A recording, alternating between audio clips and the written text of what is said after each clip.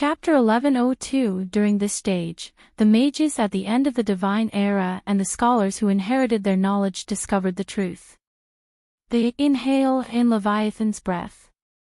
During the inhaling stage, the body of Leviathan, which is the world itself, releases a large amount of magic, giving birth to the most powerful dragon race and the original humans who possess the sea god weapon. During the exhaling stage, the magic that once filled the atmosphere of this world begins to flow back into Leviathan's body. All living beings residing on Leviathan have to face the weakening period of the magic tide. Similarly, this conclusion gave hope to the mages who were heading towards their end. In the late Divine Era, the mages divided into two factions because of this discovery. Some mages entered the underground ruins with many precious treasures from the Divine Era, deciding to rely on the power of the underground cemetery ruins to survive in a sealed state. They weakened their life fluctuations infinitely to zero, waiting for the period of magic replenishment to begin again, without knowing when it will happen. Another group of wizards chose to accept the fate of life and death, as well as the outcome of losing their magic and becoming ordinary people. They continued the ancient wisdom through the inheritance of knowledge. In the final stages of the Divine Era, human society collapsed completely for a period of time. Countless treasures were moved into the underground cemetery and never appeared on the surface again. The most powerful wizards who controlled the fate of the mainland at that time chose to enter a long sleep, waiting for the dawn of a new era. The remaining wizards continued to observe the truths of the world and adapted to the rules of life and death. They formed two major schools, alchemical warlocks and scholars. Essentially, magic has not disappeared, it simply exists in different ways. Poinkar began writing formulas on the walls of the palace. This personality of switching directly into scholar mode without considering the occasion or situation is the style of the contemporary sage Poinkar. Even though his formulas were incomprehensible to Ludwig XII, who received the finest education in the empire, it didn't hinder him from depicting the truths of the world through mathematics. Magic, as an energy, doesn't arise without reason, nor does it disappear without reason. The magic in the world, like the tides of the ocean, follows the principle of conservation of energy. The last opportunity for the birth of the Divine Era's primal bloodline happened as a result of the final surge of the magic tide before it entered a period of decline. In the natural order, there is no longer a fertile ground for the birth of the Divine Era's primal bloodline in this era. With a heavy stroke of the chalk, Poinkar completed the derivation of the formula, confirming the correctness of the result. Science, not mysticism, is the truth that explains the rules of the world. Only what science can prove is truth, while things that cannot be proven or disproven are like a black box. At this moment, what Poinkar deduced through mathematical formulas is a negation. The primal bloodline of the Divine Era cannot possibly arise in this era. So, what is the deal with this Prince Ash? Ludwig trusts his sage, whose formulas have never yielded a wrong result. Because if there were any erroneous factors, this formula would be completely invalid. That is the wisdom possessed by the modern sage Poinkar, a combination of ancient wizards and modern scholars in human civilization. The formula is not valid. He is not from the Divine Era's original bloodline, and at the very least, he cannot possibly belong to the naturally born Divine Era golden bloodline. Poinkar hesitated for a moment and began walking towards another wall. Deduction, starting again. In the absence of the destructive spells of the wizards, the scholars not only didn't stop their theoretical research, but even made further progress. Because this is their pride, living on the ground, and the only thing they will not bow down to anyone for. In the Divine Era, magic was believed to be the truth that explained everything, until the wizards lost their magical powers. Only then did they realize that magic is not everything. There are some things that surpass magic. Magic is just a means of interpreting and utilizing these things. Nowadays, this means is called science. If it isn't the natural birth of Divine Era's original bloodline, then what has caused Prince Ash to appear? This is the question Poincare set for himself. His brain, comparable to the ancient wise, is running at full speed. Even tiny drops of blood are starting to seep out of his nose. It is the sign that Poincare has entered the state of deep contemplation. Any impossible probability, if it becomes reality, then it is 100% outcome. No matter how small that probability is, it has already become reality. If, in the natural phenomenon, true original bloodline could not be born, then in an unnatural phenomenon. In this world, perhaps only Poincare can see the truth after peering through layers of fog. It is the result of his pondering and the wisdom of the modern wise of this world. Magic hasn't disappeared, it has just returned to the world in a different way. The core we need to build the titled machine is none other than the perfect gemstone that has absorbed the accumulated magic of the world, existing even before the divine era. If the titled machine can harness the power of life through the perfect gemstone, so, humans may also be able to do the same thing. Therefore, even though it seems unreasonable, this result can be deduced. I understand, this Prince Ash is. After incorporating various almost impossible conditions, Poincare found a logical answer in a forbidden experiment about the divine era alchemical warlock. It's an artificial human. Poincare opened his eyes, and the chalk in his hand snapped in the middle. The wall in front of him was already covered with countless formulas. Even the chief alchemical warlock Asmid looked overwhelmed at them. In this world, besides Poincare himself, probably no one can understand what these formulas represent. His intelligence surpassed the limitations of this era. Magic armor, in the first place, doesn't belong to this era of low productivity. It was Poincare, the extraordinary mathematician with the wisdom of a sage, who constructed the core formula for the titled machine. It was then manufactured by the chief alchemical warlock Asmid, resulting in this terrifying war machine. People didn't know that the original test machine for the magic armor was called a titled machine, and the rest were gradually deteriorating products.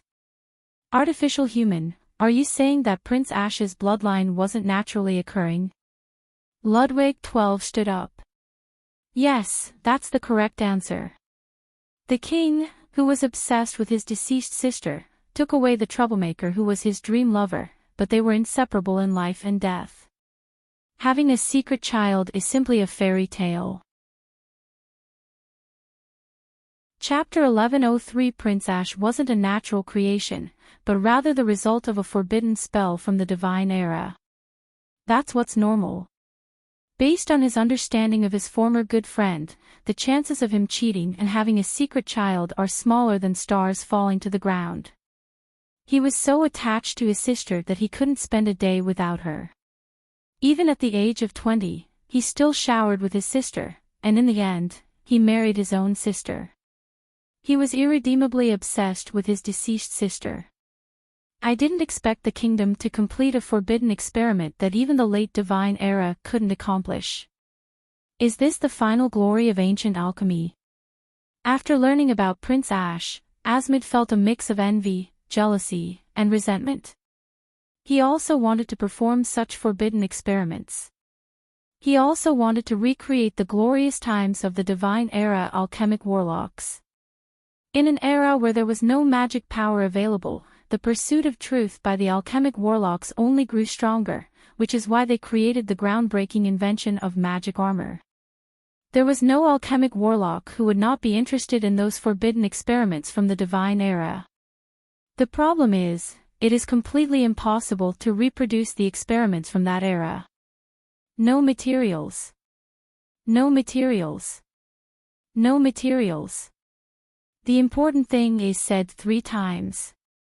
The powerful wizards of the end of the divine era collected almost all the treasures they could find and brought them into the underground cemetery, which was completely separated from the ground. For example, the divine era resource library recorded about 100 perfect quality gems back then, which was the accumulation of the entire divine era and essential for various advanced experiments. After the end of the divine era, the newly formed Leviathan Empire gathered the whole national strength but only found about 10 perfect quality gems, even after going from the southernmost part to the northernmost part of the continent and trading with other races at any cost. Why did Ludwig XII, who had a good relationship with King of Sia Kingdom and still had feelings for his first love, Queen Sia, launch this war? They were forced to do so because they needed a large number of high-grade and perfect-quality gems to build more titled machines and magic armors, which were strategic necessities of the entire era. Compared to the underground cemetery that the human army couldn't enter at all, the gems Ludwig I saw in the Divine Era Tower were undoubtedly the best target. The fundamental purpose of the war launched against Sia Kingdom was these gems, and also the Divine Era garden taken care of by the fairy butterflies in that tower. After the alchemical warlocks and scholars of the Leviathan Empire read Ludwig I's descriptions of the tower in his diary, every one of them went crazy. Even the courteous and considered gentleman, the modern sage Poincare, had eyes shining when he saw those records. A complete treasure trove preserved from the Divine Era until now. A large number of perfect quality gemstones, endless high-quality gemstones. The number of gemstones sleeping in this treasure trove can only be compared to the time when the Divine Era mages plundered the entire continent. If these gemstones are obtained, along with those rare resources, alchemical warlocks can build triple-digit titled machines and 5-digit exquisite magic armor for the Leviathan Empire. Even in the battlefields of the Divine Era, this is enough to overturn the entire world situation with its power. Titled machines, as war tools, can unleash terrifying power far beyond that of ordinary god weapons, depending on the user. Frankly speaking, none of the titled machine drivers in the Empire can truly unleash the power of the titled machine. Unless they encounter the ultimate forbidden curse, like a nuclear explosion, titled machines can be invincible in this era of weakened magic tides. As a result of the wisdom of modern scholars and alchemist warlocks, this is a product that spans across time. The only thing that limits this power is the resources needed to build the core, gemstones. To obtain the gemstones needed to build more magic armor, the Leviathan Empire can even go to war with the legendary Dragon Clan. Since it is only an artificial primal bloodline, there is no need to worry. Artificial things, after all, have flaws. Ludwig Xi's mouth showed a happy curve. This was the best news he had heard today. Unfortunately, Your Majesty, it's probably not what you think.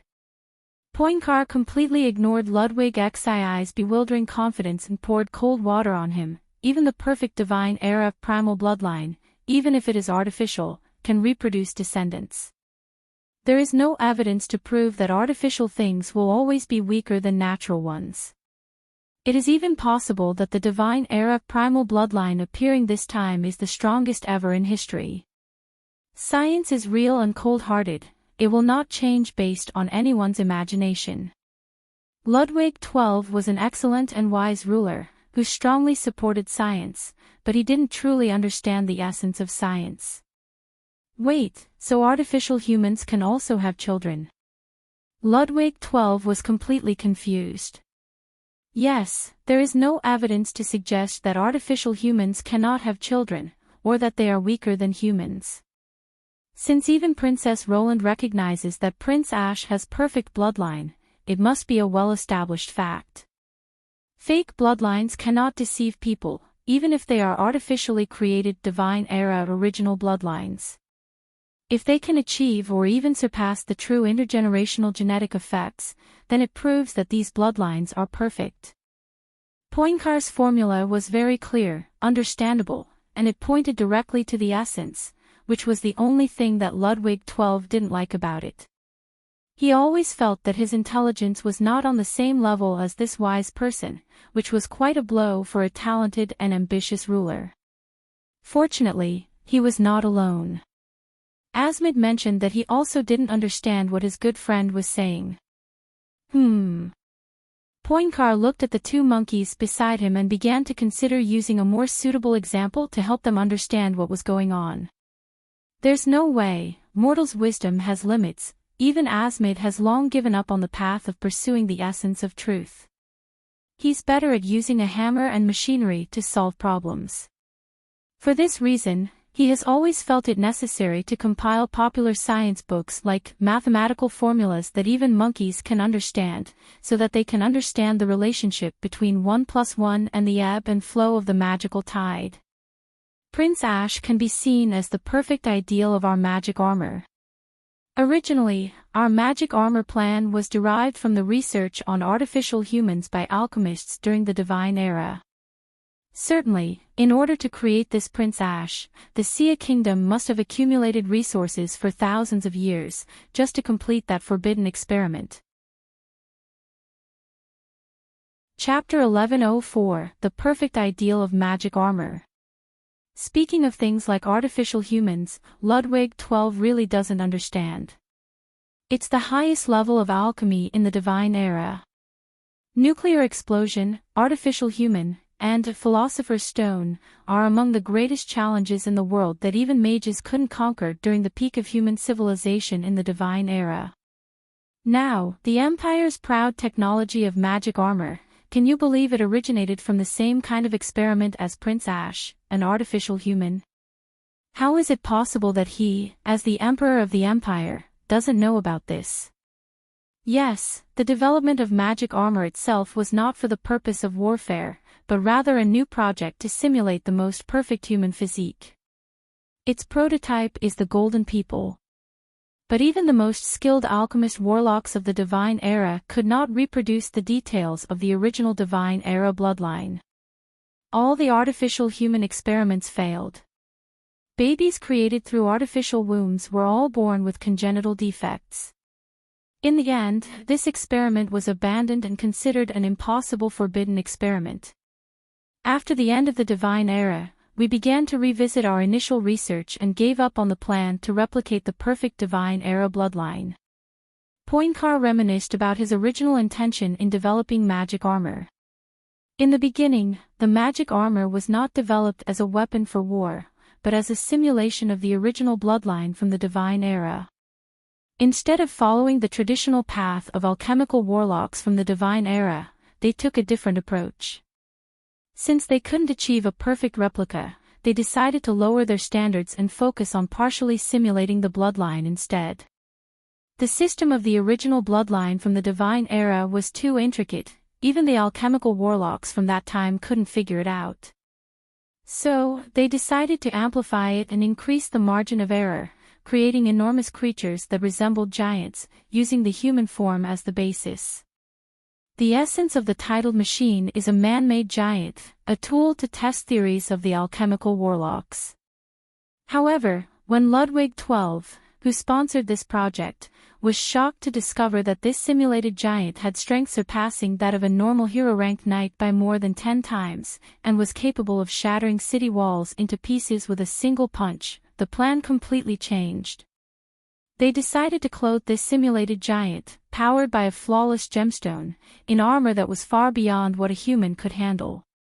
Along with the hero-ranked knights who controlled these artificial giants, they created the most powerful war weapon of the new era, the titled machine. Furthermore, they also created a new type of magic armor by combining parts of the artificial giant's flesh and systems, albeit in a degraded form. The magic armor system of the entire empire was the result of continuous degradation like this. At the lowest level, even ordinary people without any fighting skills can control machines that don't have the flesh of artificial giants, to prepare for wearing more advanced magic armor.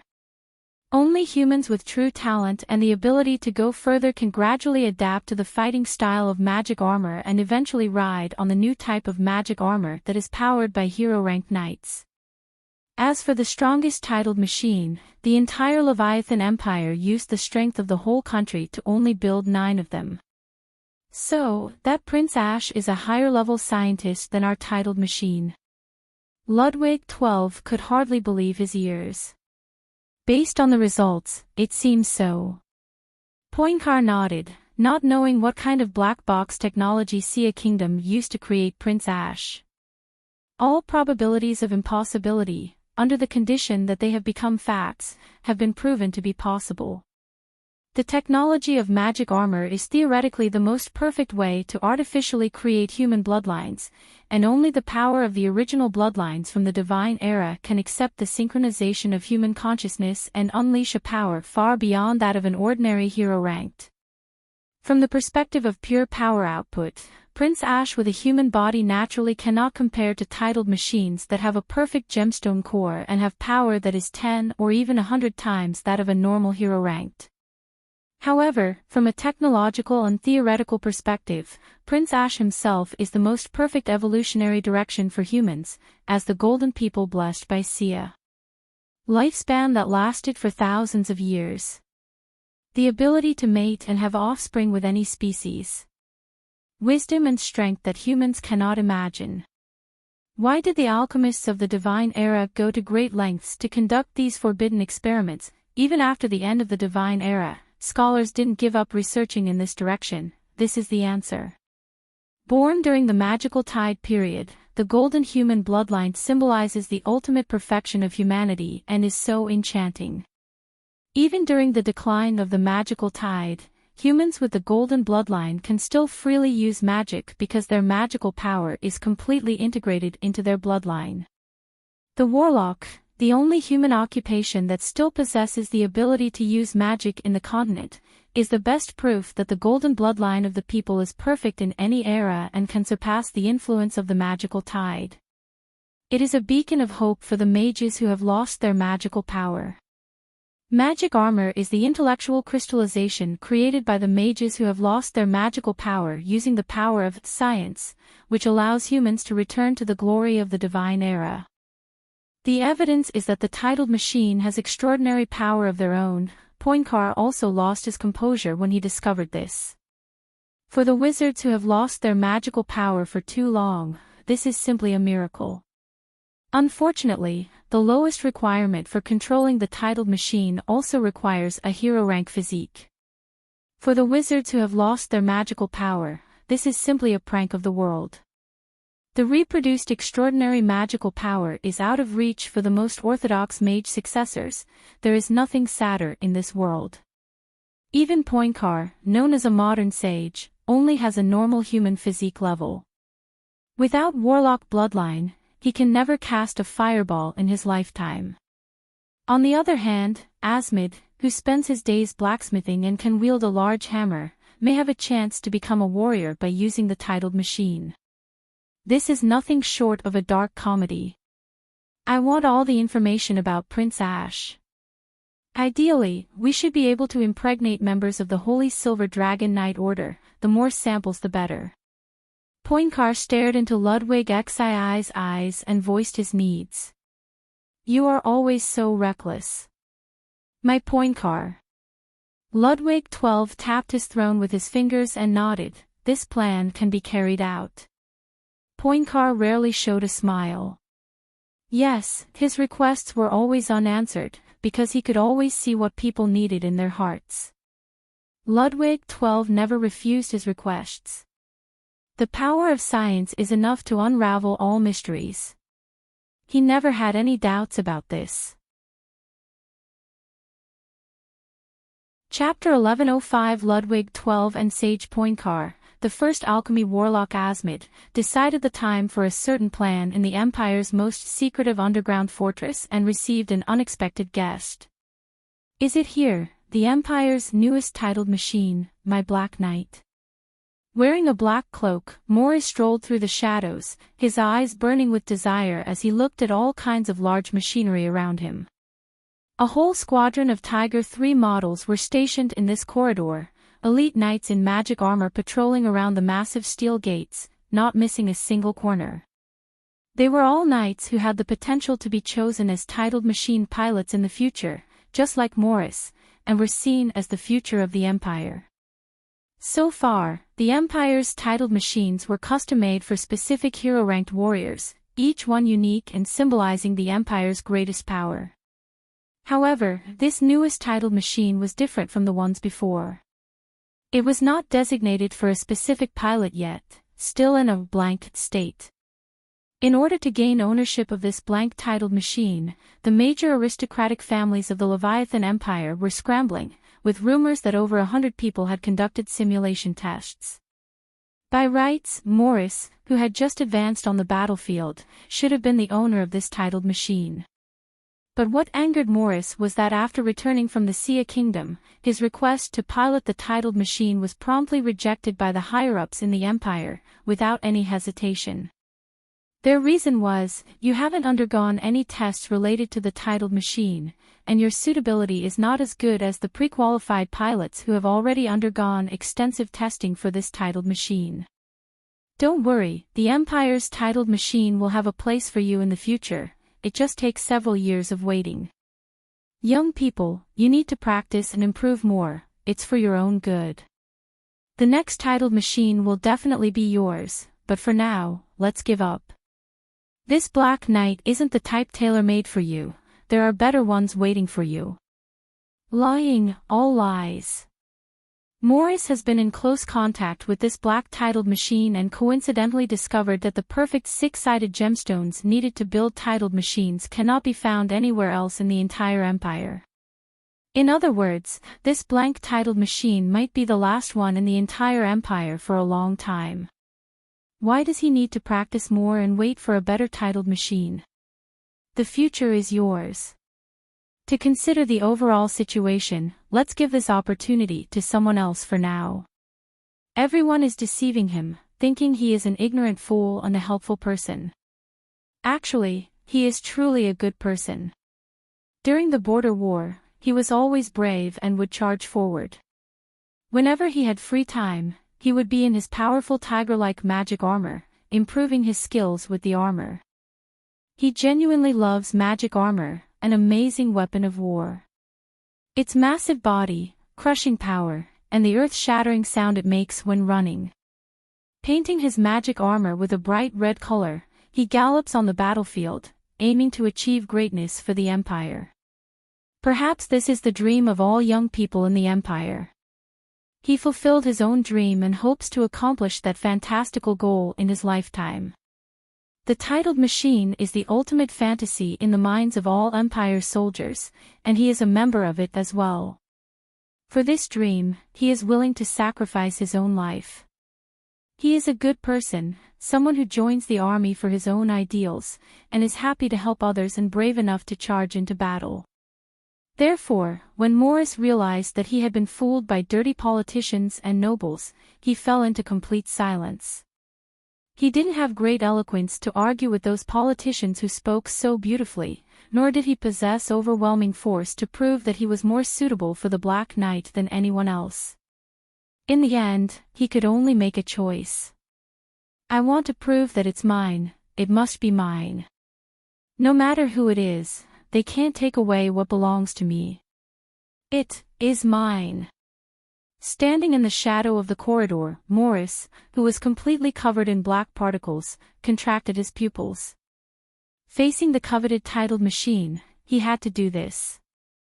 Some things will never belong to you if you don't seize them. Politics. The big picture. Relationships. There were too many obstacles in front of him. He wasn't a prince or a noble, just a knight who had recently reached the hero rank. In terms of qualifications and the importance of the Empire's big picture, his chances of getting this black titled machine were almost zero. Why? I worked so hard and finally qualified to have my own titled machine. You guys are weaker than me. I am the real hero-ranked knight. No one is more qualified than me to ride this titled machine. It belongs to me. If I miss it, I will regret it for the rest of my life. Morris gritted his teeth and once again relied on the power of the abyss. Many black particles flew around Morris, instantly passing through the walls made of steel and bringing Morris to the black machine that had just been completed. This machine, called the titled machine, is Leviathan's latest creation.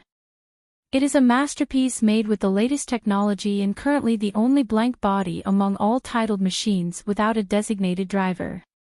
A body nearly 10 meters tall, adorned with imposing black heavy armor, a high horn standing on its forehead, and carrying a gigantic knight electrical spear on its back. My one and only wish, Black King. The symbol of power. You are mine, no one can take you away. From the moment Morris first laid eyes on this black-titled machine, he knew it was his lifelong pursuit. The reason he stained his armor with countless blood in the border war and threw himself into the battlefield regardless of everything was all for the thing in front of him. The dark armor, the unique super-electric rifle among all the titled machines, and the perfect powerful heavy armor all deeply attracted him. Weight, about 200 tons. Height, 10 meters. Equipped with a titled weapon that can destroy a city in one strike, 12 fairy-type cocks and light cannons, and the ability to fight in any terrain in the atmosphere. Code name, Black Overlord, the strongest titled machine that the Leviathan Empire invested all new technologies in to conquer the world. And because of that, in order to select the strongest driver, there was no restriction on which hero-ranked knight could operate this titled machine. Because it was a titled machine reserved for the yet-to-be-born Empire's strongest knight, it was the Black King's body. In order to obtain it, Morris was willing to sacrifice his own life in exchange for the qualification to obtain it. Chapter 1106, It's mine, it's all mine, no one can take it away. Morris looked pale as he stared at the huge black magic armor standing in front of him. The recently completed Black Overlord had a lot of construction machinery on it, and some parts were still blank and sealed off. A large number of black wires extended from the armor of the Overlord, finally converging into a device resembling a placenta beneath its feet. This testing machine, called Black Overlord, is the only way for a knight to truly control this titled machine and ride it into battle, but only after testing it with a very high synchronization rate. As the flagship machine of the Leviathan Empire, incorporating the latest technology, the Black Overlord requires the highest mental and physical capacity, to the point where there is currently no qualified pilot in the entire Empire. Just like its name, Black Overlord, this machine is designed for the future Empire's strongest knight, and not developed for any hero-ranked knights at this stage. Because of this, it has driven numerous noble families' children crazy, even causing several princes to fight each other. Due to various exchanges of interests, the testing schedule for the Black Overlord has already been arranged for a year later. For new hero-ranked knights like Morris, it is simply a luxury to hope for a chance to be included in the upcoming testing sequence. If he hadn't advanced to become a hero-ranked knight, there wouldn't have been even a slight possibility for him. I'm afraid, in the eyes of those noble children who have long coveted the Black King's power, even the prince, he simply doesn't have the qualifications to control the Black King. This Leviathan Empire's strongest machine will only belong to someone in their camp. After the discovery of the new perfect hexagon gem, Morris might be assigned to a new titled machine, but that will probably be years later. The order is based on seniority. The future is yours. You still need to polish and refine. We must prioritize the bigger picture. They always act like they are doing it for your own good, naturally taking away the best resources, without giving you any chance. However, Morris is not putting up with it anymore. That day, from the first time he saw the powerful black armor, he knew that it was the strongest magic armor he wanted the most. The Imperial Empire's most challenging to drive masterpiece, the magical armor created by Master Asmid and Sage Poinkar, the Dream Team. Which man wouldn't desire the strongest power?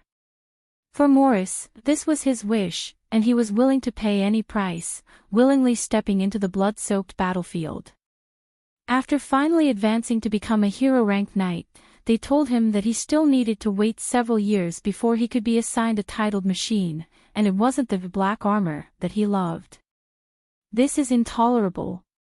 Master, you will surely acknowledge that I am your owner, right? I am the most excellent and the most suitable person for you. With a fanatical expression, Morris reached out and touched the black armor's simulation cockpit. Like passing through a calm water surface, it was the first time in Morris's life that he entered the interior of a titled machine. It was a place filled with amber-colored liquid, resembling a cockpit that brought him back to his mother's embrace. Numerous black wires automatically moved from all directions and connected to Morris's body. The four limbs, heart, and head finally formed a black driving suit on Morris's body. At the same time, it began. A lot of electric pulse signals were sent through the black wires, and then washed over Morris's whole body.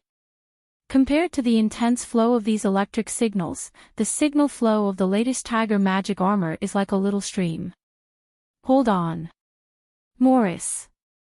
How can you possess the Overlord if you can't even withstand this signal intensity? Morris clenched his teeth. If it weren't for successfully advancing into the hero-ranked field, just enduring this massive signal wash would be a form of torture. No wonder, until now, no one has passed the synchronization test of the Black Overlord. This furious signal is simply beyond what humans can bear. That intensity can already be called information pollution. However, he is different. He is destined to be the master of the Black Overlord. His body can definitely withstand the intensity of these signals. For this, he even sacrificed more than 10 years of his life to gain the ability to travel through material. Each time he uses this ability, it consumes his life force. It can be said that he is truly burning his life to reach the presence of the Black Emperor. Gudong. Morris heard the sound of a heartbeat. It wasn't the heartbeat of a human, but rather the pulsating sound of some ancient creature's heart. Just like in the legends, all titled machines are alive, symbolizing the highest scientific technology of the Leviathan Empire. And hearing the heartbeat of a titled machine is the first essential element of synchronization. Come on. Come on. Come on. I'm right here, right in front of you, O Black Emperor. Morris clenched his hands and raised his right hand high, looking up at the enormous figure that appeared in front of him at some unknown time. Without a doubt, that is the will of the Black King, the embodiment of the most powerful knight-titled machine. A black shadow, taller than 10 meters, looked down at Morris and inexplicably showed a look of disdain. What? Morris felt the sense of contempt and rejection. The initial feeling of smooth synchronization began to fade away like the tide, as if all the smooth sailing so far had been false. Buzz. Buzz. Buzz. A large number of snowflakes appeared on Morris' retinas. The black wires that were originally connected to his hero-ranked knight body began to retract and move away from his body. Don't go. You belong to me, you are mine. Why, King, do you refuse me? I am the strongest knight among all the testers. Morris looked despairingly at the severed neural connections that had abandoned him.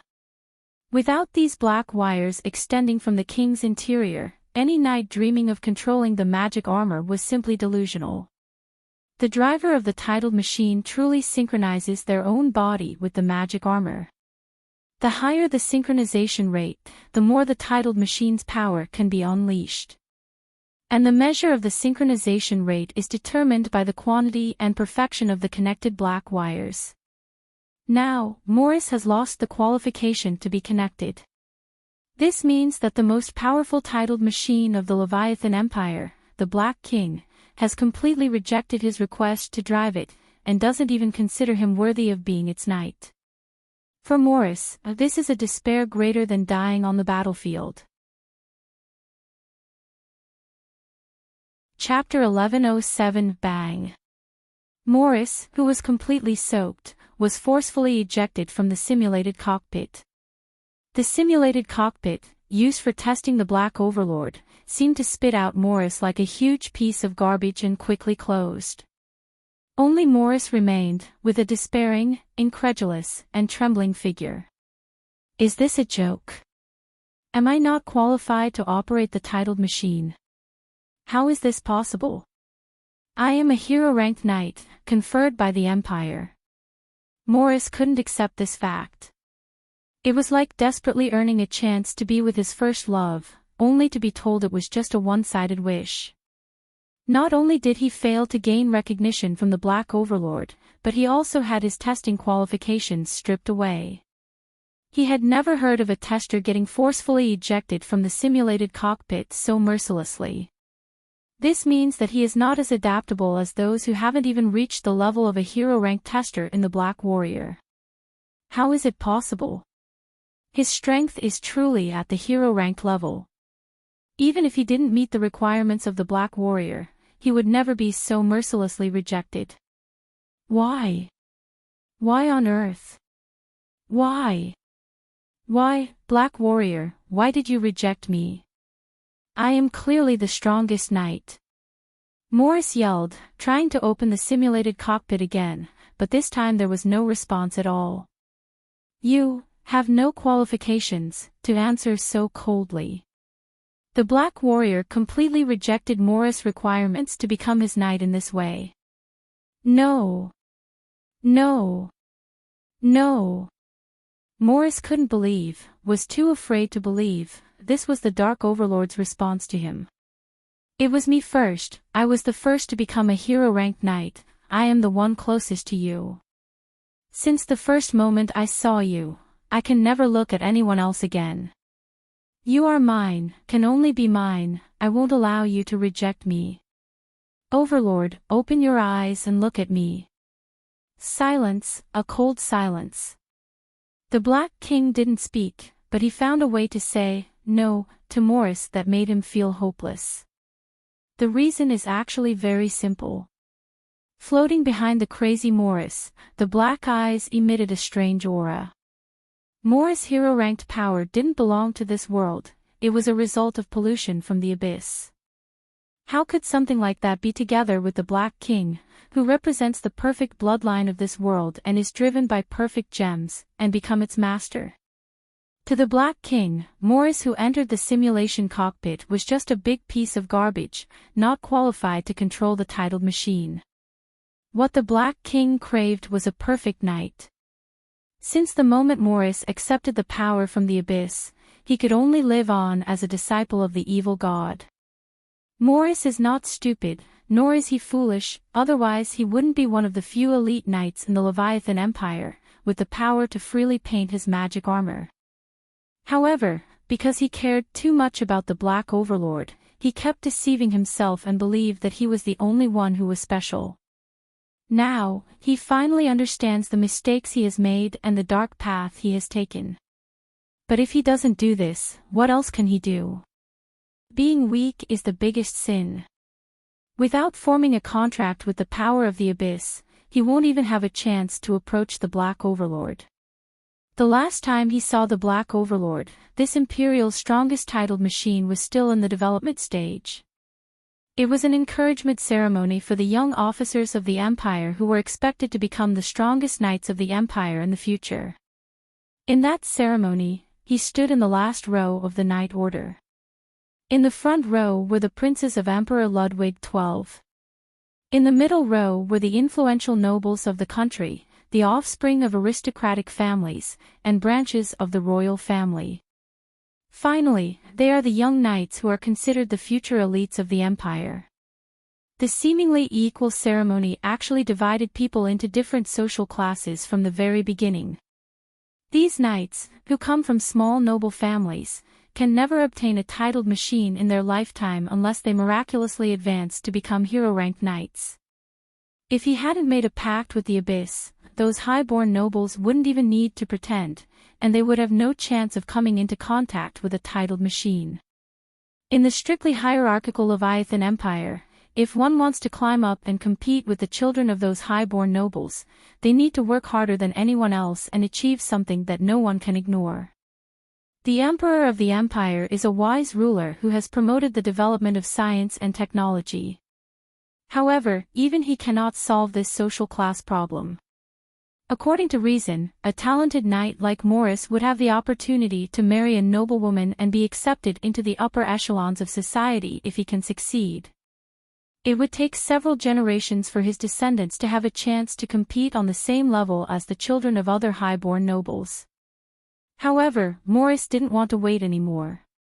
Ada. I know it's you. Because of you, I cannot gain the approval of the Black Overlord. But I don't actually hate you. After calming down and understanding why he would never be acknowledged by the Black Overlord and even be despised, Morris's eyes were filled with despair.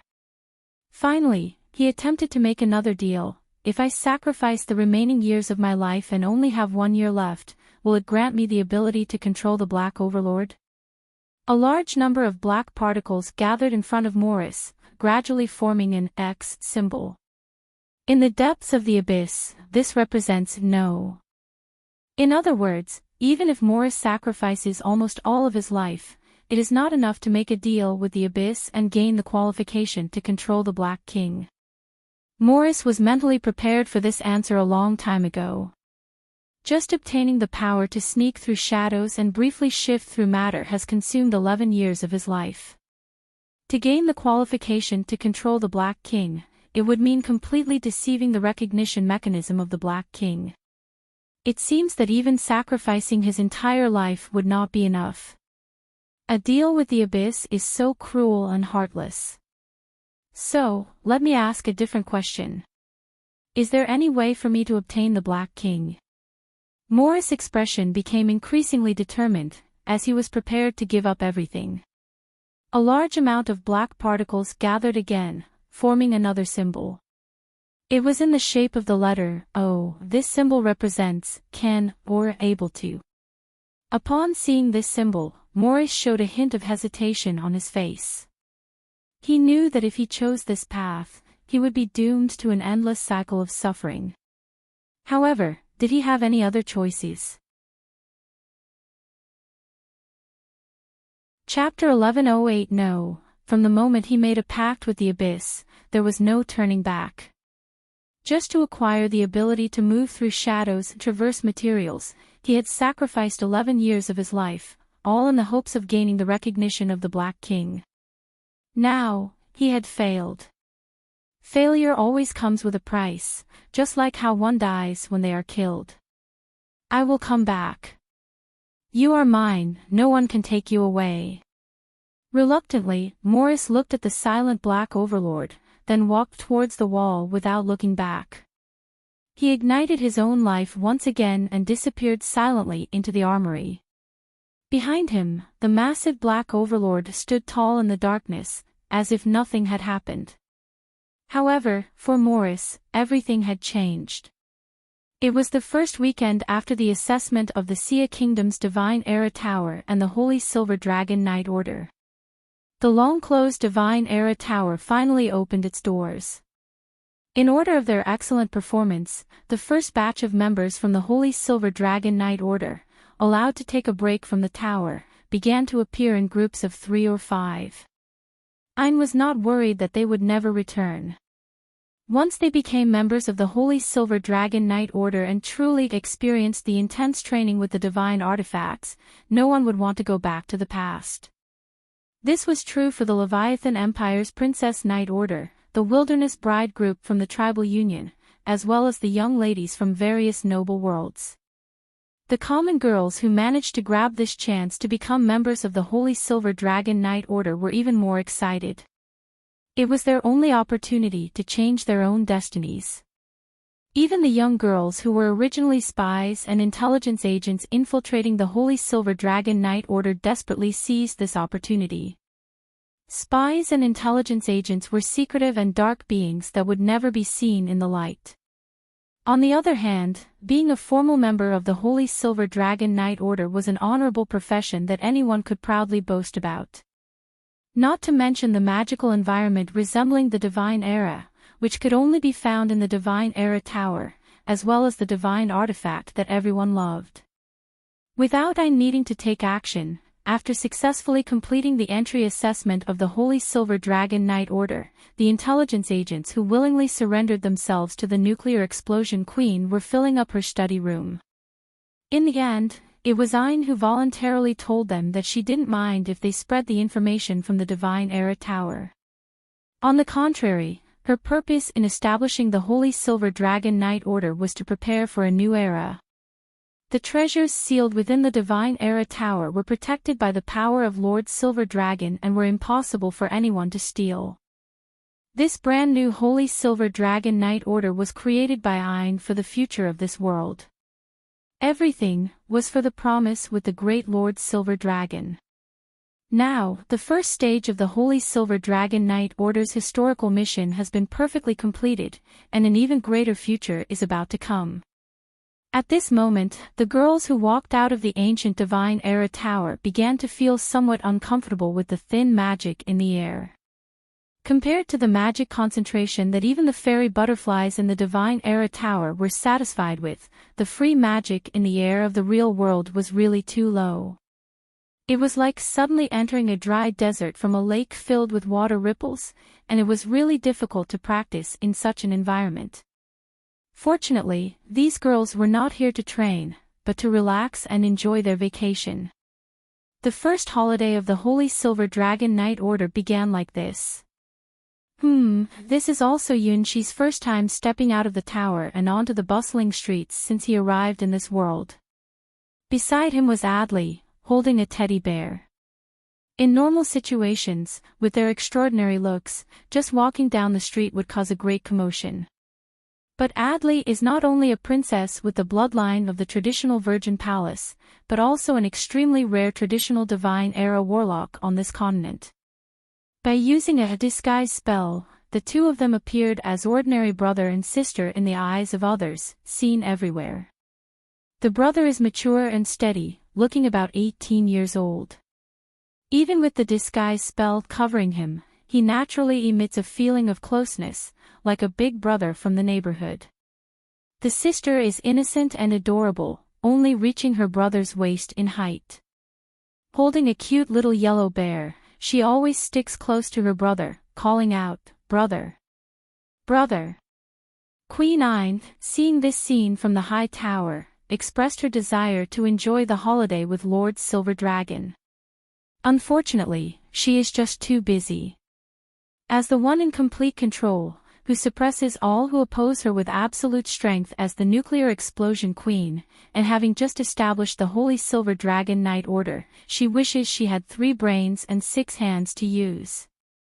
Just the files piled up on her desk waiting for her signature are as tall as half a person, and those are only the ones selected by the secretaries that she must handle. How did she not know before that being a queen of a nation is so busy? On the streets of Sia Royal City, there was no trace of the recent war, and people's faces were filled with smiles. It seems that the days when the disaster of a country being destroyed is imminent, as if the storm is coming, have never existed. No matter which street you walk on, you can see large paintings of Princess Ein, now the queen. In the painting, Ein has a side that Yunshi doesn't recognize at all, with a crown on her head and a huge staff in her hand, as if she were the supreme ruler, looking down on everything. Come! Come! Come! Freshly baked half-body statue of the queen, made by younger Marshall brother, now only 10 silver, take it home. The Memoir of Nuclear Explosion Queen, a recently published novel, absolutely true. It's a shame not to read it, only 100 copies, act fast if you want to buy. In the shops, various paintings, statues, souvenirs, and books about Queen Ein were all very popular. The buyers were not only residents of Sia Kingdom but also many people who came from faraway lands. The selection of the Holy Silver Dragon Knight Order is a great event involving almost all the forces in the continent. Although not many people took the underage girls who joined the Holy Silver Dragon Knight Order seriously, the connections with Queen Ein were invaluable. With the presence of Nuclear Explosion Queen, Sia Royal City, which was once in a state of war, no longer closed its gates, and even the nights became unusually lively. The temporary residences of the various embassy groups stationed outside Sia Royal City have started to develop into permanent residences, and there is even a trend of becoming small villages. Chapter 1109 Yunshi curiously looked at this exotic town, although its level of civilization could not compare to Sky Sword God's domain, humans were indeed similar. Dessert. Artwork. Statues and books. The restaurant, which exuded a strong aroma of grilled meat, presented the unique civilization style of Western God's domain. Occasionally, fully armored knights could be seen, but there was no sign of any wizards. Just looking at the scenery on the street, it's like a society made up purely of ordinary people, without any magic or extraordinary powers. Of course, that's just an illusion, because in the center of the royal city stands the tall tower of the Divine Era, where the fantasy fairy butterflies have been living since the Divine Era, and there are beautiful gemstones scattered in the magic-filled lake. After walking for a while, Yunshi suddenly stopped because he heard a very familiar sound. Recommended treats that even Her Majesty the Queen loves. Today it's cream bread, freshly baked cream bread. Bread. Yunshi's life occupation at the hero level is a bread baker. Here, there are fellow bread bakers too. I wonder which level they are. Big brother, is that bread, your bread? Adley grabbed Yunshi's hand, looking at him with eager eyes. The rumor about Queen Nine loving cream bread is a recent bit of news that has come from the Divine Era Tower. As the most famous queen of nuclear explosions on the mainland, as soon as this news came out, all the cream bread in the royal city sold out.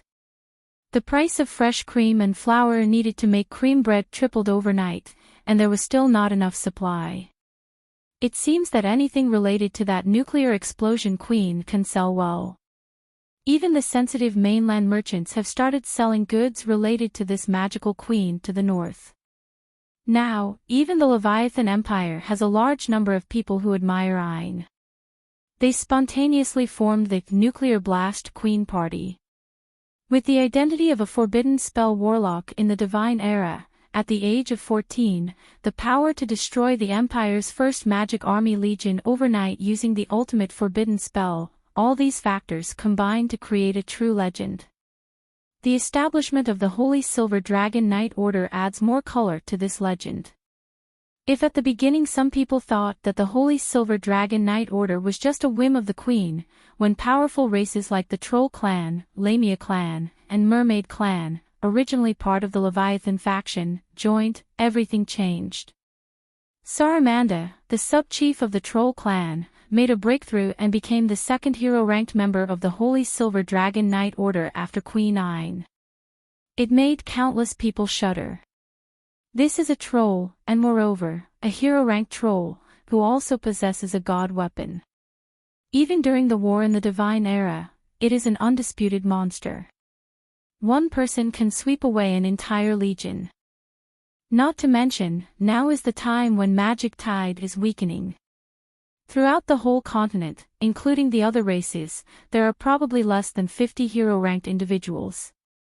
Even the powerful Leviathan Empire, known as the number one on the continent, only has 13 officially recognized hero-ranked knights. And Queen Ayn destroyed 3 of them with a nuclear explosion. A hero-ranked troll, oh my goodness, this is a powerful weapon, even during the Divine Era War. Now, who dares to say that the Holy Silver Dragon Knight Order is just for show? Just the troll equipped with a god weapon alone is equivalent to an elite army of 3,000 people. Not to mention, there are also the Lamia clan and the Mermaid clan from the Ocean Crown race in this Holy Silver Dragon Knight Order. Unknowingly, this Holy Silver Dragon Knight Order, which was originally mocked, has become an enormous presence that no country can ignore. Queen Ayn, who personally established this Holy Silver Dragon Knight Order using the power of divine artifacts, has gained fame throughout the whole continent, and even started spreading to other continents. The current Ayn has the qualification to stand on an equal level as the Emperor of the Leviathan Empire, and some even call her the number one queen on the continent. The creamy bread she loved to eat became a food that was included in everyone's cookbook, from the noble families in the palace to the common households. After all, whether we talk about the queen's favorite royal tea or the layered mango cake she likes to eat, the common households with a little bit of financial strength can still afford to buy this kind of creamy bread, even if its price has increased a bit. Being able to eat the same thing as the queen, who is as powerful as a nuclear explosion, is an honor for the people. They didn't know that the Queen was not just eating ordinary creamy bread, but a golden creamy bread made by a world-renowned hero-ranked baker. That is a magical food that even the hero-ranked assassins of the 10 Leaves Alliance have to carefully preserve and consider as strategic resources. A few days ago, with just one bite, she conquered the picky queen's tongue and stomach, becoming the mastermind of the bread lovers. At the same time, it also made little Princess Adley unable to eat her favorite bear biscuits anymore, causing her to betray her sister on the spot and join the bread lovers. Probably not. Yunshi bought a creamy bread that is said to be the queen's favorite as a reference and took a bite. He rated it based on the standards of a bread baker, even though he used to be a commoner. The softness of the bread, 7 points, it seems to be slightly overbaked. Sweetness, 5 points, the quality of the cream has some defects, probably due to the milk source. Overall taste, around 6 points, the bread meets the minimum standard but doesn't qualify as a fine product, it's at a level similar to when he was around 11 years old. Adley also took a small piece to taste, and quickly showed a worried expression. After trying the works of the hero-ranked bread master Yunshi, this one is really not delicious. That kind of fragrant and sweet taste, it's the best bread Adley has ever had, almost melting in the mouth. Brother. Adley looked at Yunshi in front of him with moist eyes, his small tongue licking his lips, like a hungry little puppy. Don't be too picky. Yunshi felt like he was committing a crime as he secretly took out a cream bread with a golden hue from his embrace. This taste, it's the most perfect golden cream bread that he developed by using his childhood friend Hua as an experimental subject and improving it, and it's the only fourth-order bread formula he has mastered. In a way, this was one of the greatest achievements in his life, a perfect culmination of his 16 years of existence. Ahoo! Adley took a big bite of the soft, sweet golden cream bread, with cute white traces at the corners of her mouth. Chapter 11:10 The shopkeeper who sold the freshly baked cream bread to Yunshi wrinkled his nose, looking puzzled at the lingering scent in the air. He was familiar with the smell of his own bread, but he could swear that he had never smelled such a delicious aroma in his entire life. Just a hint of that lingering scent in the air made their appetite soar. Did their bread have this unique characteristic? Do you have bread that smells this good? If you do, I'll take one. Just when the shopkeeper was filled with doubts, a girl with long silver hair walked up to him, making a nostalgic expression and wiggling her nose. Graceful figure. Calm and composed demeanor. The skin looks as white as if it were bathed in ice and snow. The shopkeeper opened his mouth in amazement. Where did this princess come from? She looks just like a magical creature that walked out of a fairy tale world. I'm sorry, but we probably don't have bread with that scent in our store. The shopkeeper racked his brain and remembered. The customer who bought the bread earlier seemed to have secretly given a piece to her sister. Unfortunately, the West Bakery where he worked couldn't make bread with that kind of scent. He had never smelled such a captivating aroma from bread before. Perhaps only the chef employed by Queen Nine, who lived in the Divine Era Tower, could make bread of this level. It must have used a large amount of precious ingredients. He couldn't even imagine how bread, a food, could be made with high-quality ingredients. Is that so? What a pity, the silver-haired girl looked a bit disappointed as she gazed at the bakery, then shook her head. The shopkeeper blinked, and he was sure he didn't blink, yet the silver-haired girl had disappeared without a trace. It was daytime, but the shop assistant felt a chill down their back. He must have encountered a ghost. Yunshi, who was holding Adley's hand, turned around after leaving the bakery and looked back at it from several hundred meters away. Just a moment ago, there was a brief magical disturbance in that direction.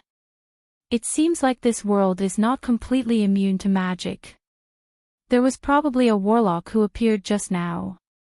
In a world where mages have disappeared, only a few warlocks remaining in this world can maintain some of the magical inheritance. Although warlocks cannot choose their own magic, they can only use the fixed magic inherited in their bloodline. Among the members of the Holy Silver Dragon Knight Order that Yunshi encountered, Ayn and Adley are legitimate warlocks from the Divine Era bloodline. They are said to be descendants of the Virgin Palace in the 12 constellations of the Divine Era. In addition to that, the underage girls of the Mermaid clan also possess special spellcasting abilities unique to their clan. Unlike the human magic system, they use chanting to harness the world's magic and unleash the power of miracles. In Lamia's team, the priest Miraz is a rare combination of magic and martial skills, practicing both talented magic and close combat abilities. As for Saramanda, the troll clan doesn't need things like magic. Yunshi was somewhat concerned about the fleeting magical waves, not knowing why it gave him a sense of déjà vu impossible. Thinking about what world he was in now, Yunshi shook his head. Meyer used her activated Stargate to travel across countless light years, arriving in the completely isolated world of Sia's world. In this world, there is nothing familiar to him. He is undoubtedly a complete stranger to this world. It's just that, why is there always an indescribable fluttering in his heart?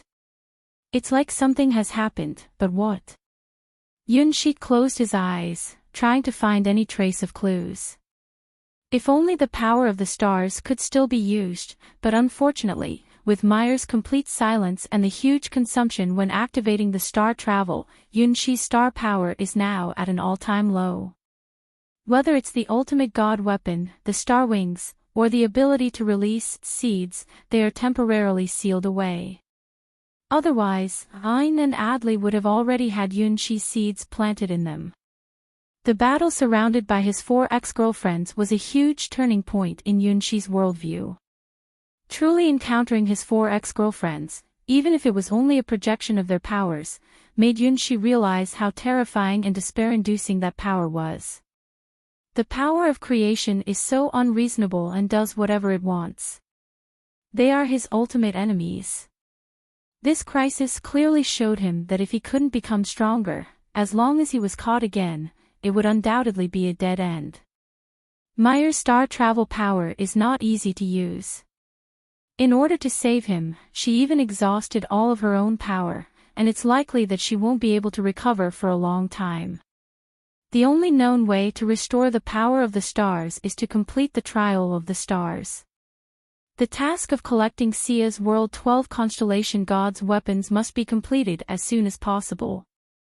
In a club secretly established by young officers in the distant Leviathan Empire, Morris, who is considered one of the future titled machine drivers, raised his glass and drank heavily.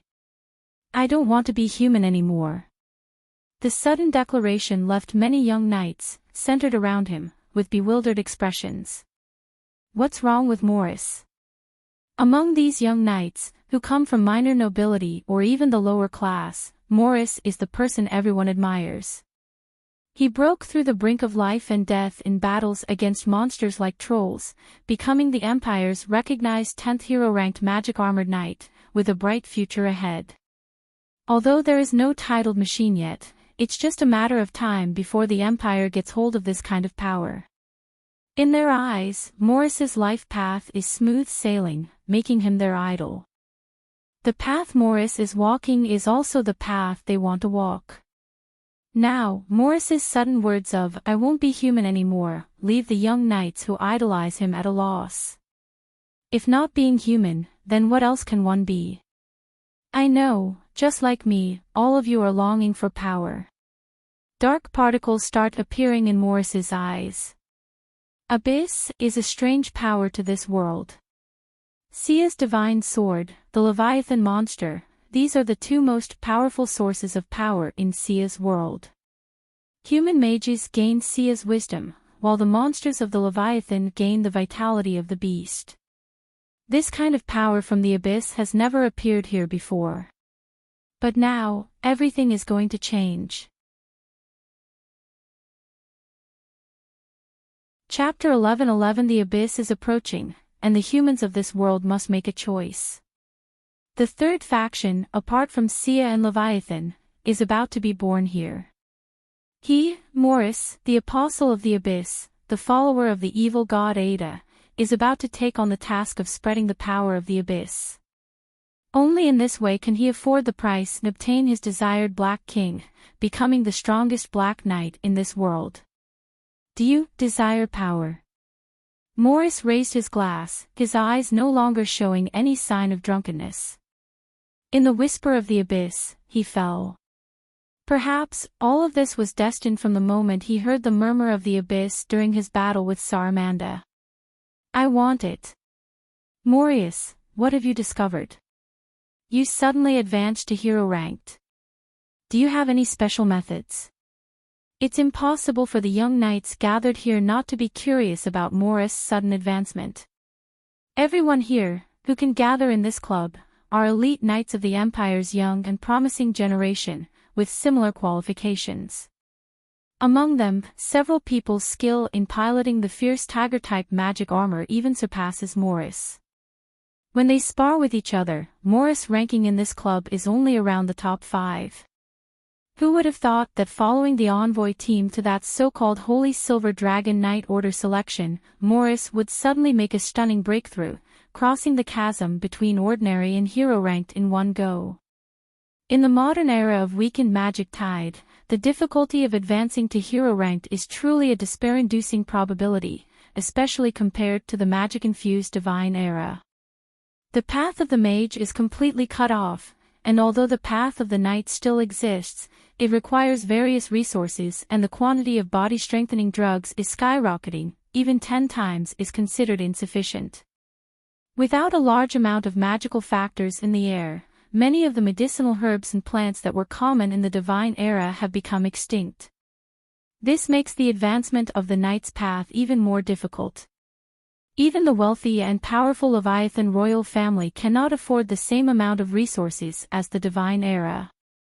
They only allocate these rare resources to a few young individuals with the best chance of becoming hero ranked.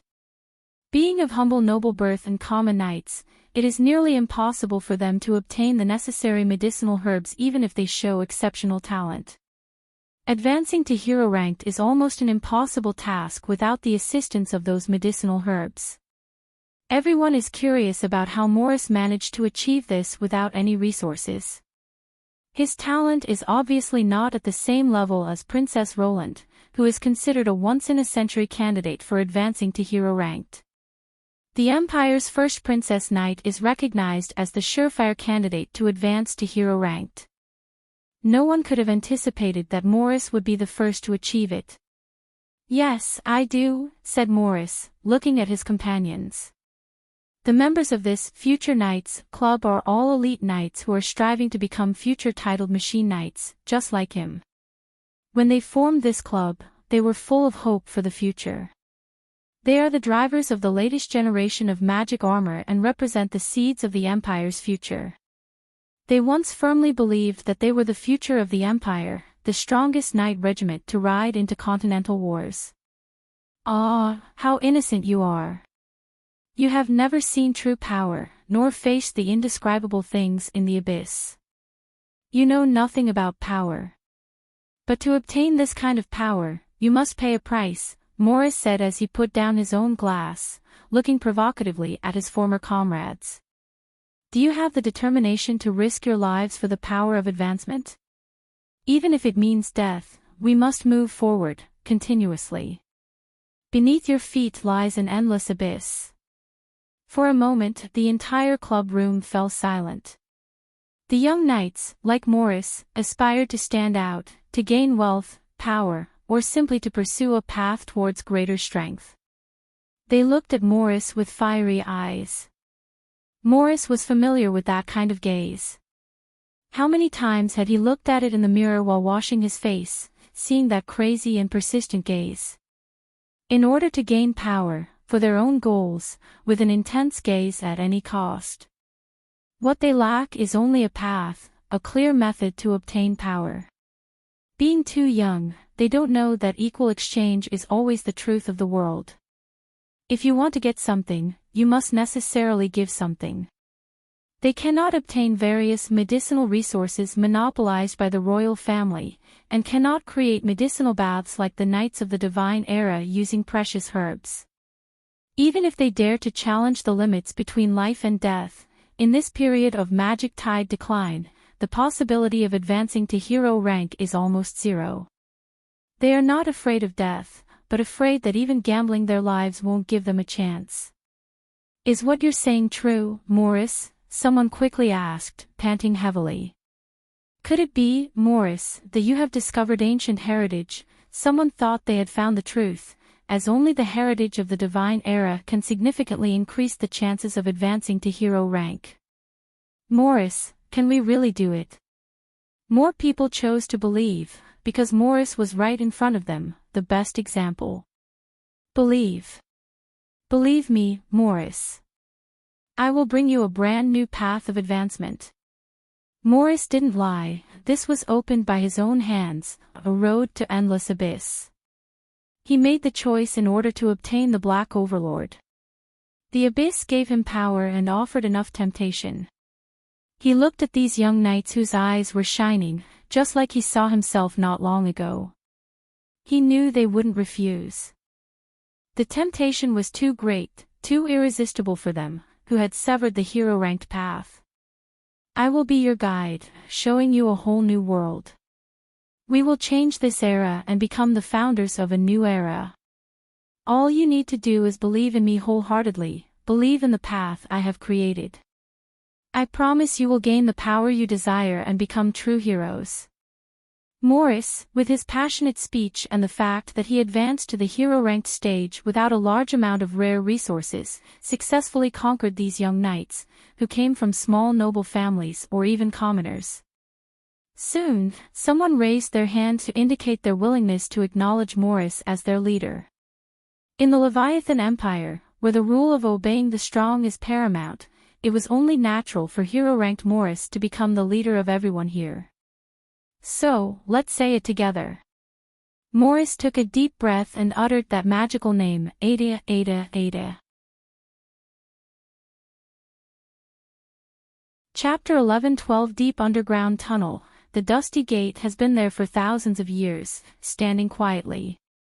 On the murals of the corridors on both sides of the gate, the most epic war of Sia's world is depicted.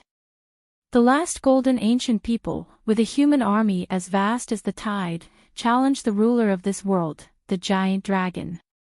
The dragon's wings cover the sky, its flying figure as if to overshadow the sun. Their breath falls on the ground, the scorching dragon's breath burns the land, turning hundreds and thousands of human knights into ashes in an instant. Any giant dragon has the power to suppress a whole country. According to ancient standards of power, they are all monsters of country-destroying hero rank. Even without any cultivation, just through natural growth, they possess race values far beyond those of humans. There are no obstacles to surpassing hero rank. Just like the giant that disappeared, this creature is loved by Leviathan and is even seen as the direct descendant of Leviathan, the sky beast. The only ones who can rival these dragons are the descendants of Sia, who are known as the Golden Humans, the offspring of the Creator God. In the mural, someone raises the holy sword and unleashes a breathtaking beam of light. Someone wields the holy spear, piercing through the wings of the soaring dragon. There are even gigantic giants over 50 meters tall, dressed in ancient armor that is far from the modern magic armor style, engaging in hand-to-hand combat with the falling dragons on the ground. These are the last giants, without any surviving members of their kind. The blood of dragons, humans, and all the different races on the continent is spilled between the heavens and the earth. The number of human deaths is 1,000 times more than that of the dragon camp, yet the outcome of the war remains undecided. It isn't until the owners of the Holy Sword and Holy Spear fall from the sky, and the 50-meter giants kneel on the ground, that the war appears to be coming to an end. Humans will be defeated, cannot see any hope. At that time, the dead bodies suddenly started standing up. This scene was not recorded in the official history books of the Divine Era. The dragons looked in astonishment at the dead who had already risen again. The final stage of the grandest war in the divine era began. Humans and other races who died on the battlefield, regardless of their side, would stand up again and attack the Leviathan faction. The deceased sword master, the deceased spear master, and the deceased last giant. Finally, several enormous monsters burst out from the midst of the mountains. These beings were not naturally born creatures, and they could not even be called living beings. They seemed more like creatures created by humans, distorting the laws of nature. Each of them possessed power surpassing that of ordinary dragons. With the help of these weapons, humans finally defeated the dragon and forced the arrogant dragon to leave the land. At the end of the mural, the remaining golden humans looked sadly at the massive weapons surrounding them, softly saying something. Thus, the mural came to an end, and humans ushered in a new era, embracing the glorious dawn of the divine era. However, the price was that all the golden humans, descendants of Sia, perished. The leaders who had protected and guided humanity for thousands of years were buried deep within the underground cemetery. If the story ended here, it would be truly wonderful. Unfortunately, this is not the end of the story, but only a comma. The golden ancient people, sleeping in the underground cemetery, didn't find true rest. Because the period of magic tide decline had arrived, and the civilization of the divine era had reached its end. The underground cemetery, originally built for golden humans, became the last safe haven for the descendants of the silver era. The underground ruins, where the ancient golden people are buried, became the last remaining land in the continent with some magical power. The highest mages, afraid of losing their magical power, hastily retreated here, bringing with them almost all the treasures of the divine era, preparing to establish a new underground kingdom here. However, their story could not be written on this mural. Because they are not the masters of this place. Living humans cannot become the masters of the underground cemetery. Here, belongs to the world of the dead. Here, exist enemies that the highest mages of the divine era never expected to encounter. Choosing to continue living on the surface, the mage lineage transformed into scholars who passed down knowledge, thinking that the mages of the divine era could smoothly enter the underground cemetery, waiting for the past of the period of magic tide decline. There's no such thing, all the humans who enter the underground cemetery die, there are no living people here. Wanting to pass through the period of weakened magic by sleeping, waiting for the arrival of the era of overflowing magic, is just a fantasy of the divine era mages themselves. From the day it was built, the underground cemetery has had an owner. Why has the whole world changed, but only the underground cemetery still has magic remaining? That's because this is a special resting place. The owner here doesn't allow outsiders to disturb the rest of their loved ones. Anyone who enters the underground cemetery will be killed without mercy. Anyone who dishonors the dignity of the underground cemetery will be killed without mercy. This is the last sacred place in the world, the tomb of the golden humans. War is no longer needed. Humans have obtained the crown of the continent, and everything has come to an end. After several failed attempts and total destruction, no country dares to have any ideas about this place anymore, even after the long years. Today, the silent and death-filled corridor welcomes guests once again, with not even a speck of dust. She walked through the mural corridor that depicts the grandest battlefields of the divine era and approached the long sealed doors of the underground cemetery, for who knows how many years. Silver hair cascaded down to her waist, and her calm gaze seemed to see through all the secrets of the world. Just standing there, she was like a breathtaking painting. A halo of magical dust slowly spread out behind her, perfect and unlike humans. Why, only now? The empty gate spoke, representing the will of the master of this underground cemetery. Sorry, the coordinates here have changed drastically. I made you wait for so long. The silver-haired figure gently reached out her hand and pressed it against the door that had been sealed for millions of years. The silver patterns gradually spread and soon illuminated the entire ancient door. Finally, I can sleep. This dream, it's also time to end. These children. I'll leave them to you. I've been guarding them for so long. I'm starting to lose sight of who I am. Right or wrong. I can no longer choose.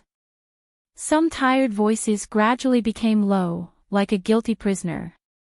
It's not your fault. You did very well. I will take care of what comes next. This world, leave it to me. Chapter 11:13 Boom. The gates of the underground cemetery, where the last wizards escaped during the Divine Era, were opened once again, revealing its outline.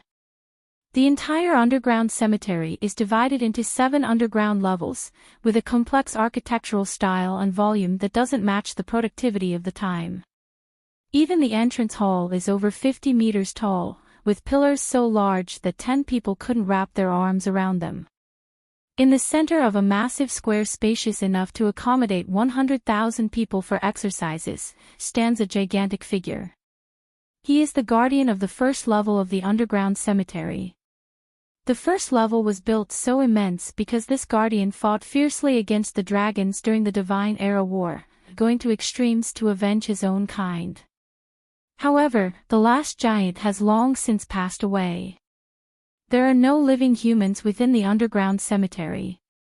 The last and only owner of the underground cemetery brought an end to the war between the Divine Era and the dragons, as well as the unrealistic fantasies of the wizards from the Divine Era. The people called this powerful death wizard by the title the King of Undead. He was the most terrifying wizard in the human world. However, no one knew who exactly this King of Undead was or which family he came from. He seemed to suddenly appear in the Divine Era and the war against the dragon race, and decided the outcome of that war.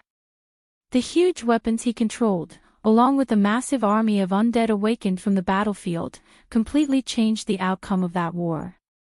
Even the mighty dragon race had to retreat in a sorry state under the siege of the endless army of the dead, and didn't even have time to bring back the bodies of their own people. After that, this mysterious and powerful wizard began building the underground cemetery and never appeared again in human history after its completion. The figure with silver hair walked up to the body of the giant, towering over 50 meters tall. Buzz! Buzz! Buzz! The dusty old-timer began to flow once again. The once dead giant started to awake again, but something was completely different. The underground cemetery had no living creatures, whether they were originally here or came later. The King of Undead, who built this miraculous structure, collected only dead things here. Click! Click! Click! Countless red and black patterns spread across the black iron armor worn by the final deceased giant. The body, which had been sleeping in this relic since the Divine Era, was slowly coming back to life. However, it was not coming back to life, but only waking up. The true final giant had already died in battle long ago. What exists here now is the black iron troll statue, made from the body of the last giant and forbidden necromantic techniques. It is the guardian of the first level of the underground cemetery. So sleepy. What time is it now, oh? Daddy, did you wake me up? From the body of the giant named Sue, a voice as innocent and cute as a little girl's could be heard. Ah, yes, it's time to get up. The silver-haired woman looked at the troll statue that slowly started moving with gentle eyes. I knew it, Daddy would never forget. I'm really strong now, I'm the best princess. Please give the order, guardian of the first level of underground cemetery, head to the battlefield. The princess, who had once lost her energy in the war, raised her enormous arms, eagerly anticipating her own mission. No. There's no order for war yet. The silver-haired woman lightly jumped and stepped onto the palm of the colossal golem, beginning to connect its core. Ah, it's so itchy. Daddy. Being with Daddy again is the best. The princess, who had passed away, let out a joyful laughter, just like when she was alive. Finally, I can be with Daddy again. This time, I will definitely defeat all the enemies easily. After sleeping for so long, now I'm full of energy. It seemed like the giant wanted to demonstrate its power, as it tightly clenched its right fist and then threw a punch. The punch, which was 10 times faster than the speed of sound, completely shattered the air in the underground cemetery, causing a spine-chilling explosion. That is a modern magic armor that surpasses the power, speed, and explosiveness of any other armor. It possesses a terrifying power even greater than that of the last giant when it was alive. Despite being deceased, it possesses a power even more frightening than when it was alive. It has no weak points or vulnerabilities, and it relentlessly keeps on fighting without ever giving up. This is the terrifying nature of the undead, something that even made the dragons feel fear. Checking, the equipment is perfect. Daddy, are we really not going to conquer the world? The princess who had passed away happily placed a silver-haired girl on her shoulder and hummed a little tune freely. I have a little lamb, so white and cute. Big bad wolf, oh big bad wolf, please don't come, or I'll smash you. Let's go to the second level now. The silver-haired girl gave her first order as the successor. Yay, the second level, but I don't get along well with that ant. This command made the previously happy past princess somewhat unsatisfied. Being a guardian of the underground cemetery, she really doesn't like the guardian of the second level. Because that guardian is someone who loves to do anything for power and is very reckless, and also happens to be her elder. I need her power. Not just her, but all the guardians of the underground cemetery will be awakened this time, the silver-haired woman said, looking at the runes on her hand. There are a total of 6 runes, representing the 6 guardians of the underground cemetery, who were the main culprits in the destruction of the Divine Era mages. Now, only one of the 6 runes is lit up, representing the revival of the first-level guardian, the last giant, Sue. Got it, Dad, but don't forget, I'm the best one, she said. When it comes to enemies, I can handle them on my own. The proud princess clenched her fists. After putting on the heavy black iron armor, this body's weight surpassed 10,000 tons, and had an unlimited strengthening power from the earth. As long as she's standing on the ground, she won't lose, no matter what kind of opponent she faces. Among all the guardians, she is the supreme ruler with the strongest physical attacks and defenses. As long as I'm with Dad, there's nothing to be afraid of. This time, no matter who the opponent is, they are destined to be crushed. However, what kind of opponent will awaken all the guardians of the underground cemetery? I'm really curious. After sleeping for so long, it's time to stretch my legs. Chapter 11:14. In the long silent underground cemetery, footsteps rang out, shaking the earth and sky. Standing over 50 meters tall, the giant clad in black iron armor pushed open the door leading to the second level of the underground cemetery. Behind the door, a deep and mysterious passage appeared, leading to an unknown destination. Just looking at this passage itself gives people a cold feeling of almost being sucked in. After millions of years, this passage still looks the same as when it was first built, without any trace of differentiation. Everything seems to be frozen in the river of time. This is also why the highest mages of the Divine Era considered the underground cemetery as the most important last resort.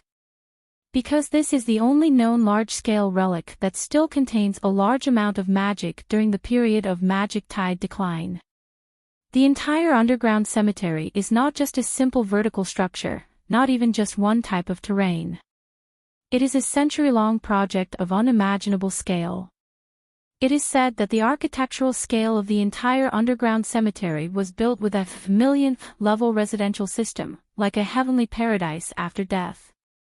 The first layer, which is closest to the surface, appears to fit the impression of an underground cemetery. The huge plaza was built as a hub to gather forces.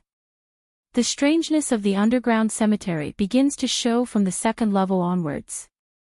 Walking through that long corridor, the mist in the passage became thicker, even spreading with a light blue fog. Boom! Boom! The departed princess hesitated, standing in front of a large door leading to the second level area. On the first floor gate of the underground cemetery, there were engravings of human hero epics and the figure of the last giant. As for the second level gate, it depicted a vast blue sea, where a colossal creature was gracefully swimming. That was the figure of the second level guardian, the Emerald Sea Dragon Beast. Yes, the second level of the underground cemetery was a maritime region. Despite being deep underground, there existed an underground sea here, which became a part of the underground cemetery. Guarding this place is a sea dragon that is all blue in color. Just like the last giant wearing black iron armor, this sea dragon is also wearing armor with a green mark on it.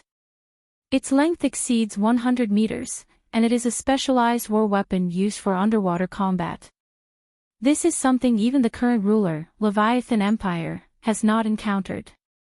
In the final battle of the Divine Era, this Emerald Sea Dragon Beast attacked from behind the Dragon Clan, cutting off a large amount of logistical support from the Sea Tribe to the land camp. It was one of the key factors that led to the victory of the humans in the war, which lasted for several years. Its ruler is War Dancer, the most skilled guardian in the underground cemetery when it comes to naval battles. When she was still alive, she was an elder in the bloodline of the deceased princess, even though they were only 5 years apart in age. The long silence was broken, and the enormous creature sleeping in the underground sea opened its eyes. "Oh, King, is it time for another conquest? Can I once again showcase my power?" This is why the deceased princess disliked her younger aunt. She used to be the kingdom's most beautiful dancer, always capturing everyone's attention. She was more eager for glory than anyone else, proud of her own beauty. Even in death, this determination didn't diminish even a bit. Rather, it intensified. In the war between humans and dragons, she stood out prominently, overwhelming the black iron giant who served as the vanguard. "I smell the scent of war, Your Majesty, the mighty Emerald Sea Dragon Beast has been waiting. Enemy dead, we are victorious. Dancer, awaiting your summons." The emerald-colored radiance shimmered, as a massive pillar of water rose up into the sky. Covered in gleaming armor, the sea dragon beast with its streamlined body emerged from the depths of the sea, roaring and cheering. The nearly transparent steel armor is completely different in style from the black iron giant of the past princess. With its verdant patterns and translucent material, this seems more like armor from a future era, making it hard to imagine it was created during the Divine Era War. The materials used in Leviathan Empire's magic armor are like a big and rough military tool compared to these green armor pieces, which are like works of art. The second guardian of the underground cemetery, the ruler of the Emerald Sea Dragon Beast, War Dancer, has returned. "Thank you for your hard work, I need your power." The silver-haired figure looked at the Emerald Sea Dragon Beast, who was proudly showing off its power, with gentle eyes. The second curse mark on her snow-white hand was illuminated as this huge creature returned. Along with that, the flow of magic in the whole underground cemetery became more active. The remaining magic here is a heritage that has been stored from the Divine Era to the present, a resting place for all the golden ancient people. The King of Undead, who rules over this place, sealed the underground cemetery with his own body as the core, not allowing anyone to disturb the rest of the deceased. For this reason, he created 6 guardians of the underground cemetery, the strongest war weapons that determined the fate of humanity. "Everything shall obey your will, my king." "I'm ready," said the Emerald Sea Dragon Beast, curling up its body. There were no living creatures in the ocean of the underground cemetery, only the sea dragon had been sleeping here. The long sleep had made the once lively dancer bored, even with bonfires and parties, her favorite things. Now, she could finally step onto the battlefield again. Let's dance again, with the most beautiful moves, bringing the deepest fear to our enemies. Destroy them. Crush them. Defeat them. Weakness is an unforgivable sin, only power can change destiny, and that's what the war dancer pursues. Being a subordinate of the king, fighting for the king, was her greatest obsession even after death. Unlike the innocent little princess, who seemed unaware that she had already scattered into fragments, she accepted the reality of her own death more than anyone else. Because of how she died, it was much more tragic than the little princess who died from just being weak and sick. She was drowned alive, thrown into the sea by those crazed mobs who lost their sanity due to the war. They kept throwing stones at her until she had no strength left to resurface and sank into the sea. Struggling relentlessly to appear above the sea surface, only to be despairingly pushed down over and over again. Before consciousness completely plunged into darkness, she begged for strength more than anyone else, desperately wanting to stay alive. Unfortunately, no one came to save her until she sank into the depths of the sea in despair. The helpless dancer who couldn't fight, the unrecognized princess, the captured songstress who could only sing songs, and the guardians of the underground cemetery, all met with tragic deaths while alive. Chapter 11:15 This is the world of the deceased. Live beings, step aside. Only the king of undead who rules the underground cemetery can awaken the guardians here and make them fulfill their original contract to fight for the great king. Continuously awakened the first level's guardian, the black iron giant, after the green sea dragon of the second level's guardian, the silver-haired figure didn't continue to advance towards the third and fourth levels. The guardian of the third level seemed to sense something and let out a faint sigh from a distance of 1 level. That sound, so beautiful that it made people's ears relax, had an enchanting charm that could rival that of a mermaid princess. Enchanting songstress, along with the Phantom of the Opera, is the true name and arsenal of the guardian of the third level. As one of the subordinates of the king of undead, she would not refuse the king's request. Unlike the past princess who listens to everything her father says and the war dancer who has a fanatic pursuit of power and glory, Enchanting songstress doesn't enjoy fighting. Even though her power is enough to cause catastrophic events and can ignore the opponent's physical and magical defenses, it has the instant death effect. Now, just a little more. Looking at the 2 glowing spells on the back of her hand and the murky air inside the underground cemetery, the silver-haired woman shook her head. It's not that she doesn't want to continue awakening, but the magic pulsations of the underground cemetery have become unstable. The power weakening period doesn't have any impact on the underground cemetery, it only diminishes the effect on the underground cemetery that buries the golden ancient people in a special way. The remaining magic in the underground cemetery can now only provide full support for the 2 guardians to fight. The awakened third-level guardians, Enchanting Songstress and Opera House Phantom, can't appear in this era yet. Looking further down, the guardians of the 4th, 5th, and 6th levels are also recovering, and in the deepest hall of the 7th level, the master of the underground cemetery is waiting for her visit. However, the first phase of the plan can already be launched with the Black Iron Giant, the departed princess, and the Emerald Sea Dragon Beast, the War Dancer. The name of the underground cemetery will appear again in the human world. Everything is for the future of this world. This is the cause created from a distant era, and she is the fruit that comes to collect that cause. Wait a moment, as the awakened Black Iron Giant and the Emerald Sea Dragon Beast are placed in the second-level sea area, the figure of the silver-haired woman gradually dissipates into particles of light in the air. Daddy is the best. The princess who had passed away reached out her arm and touched the sparkling particles in the air, with a face full of satisfaction. It seems like the king's power has completed something. War Dancer inside the Emerald Sea Dragon Beast wasn't so sure. As deceased beings, they don't have the human sense of sight. The way they observe the world is through their soul's perception ability. In their eyes, the king of undead who rules over them has a much stronger mental power than before. As the creator of the underground cemetery guardian, the king of undead naturally carries the characteristics of death and darkness in their aura. It is a trait that belongs to the dominator of the undead. Of course, Daddy has become even stronger. I believe in Daddy's power. In the eyes of the childlike past princess, everything about her father is the best. In this world, there is no one who can rival Daddy.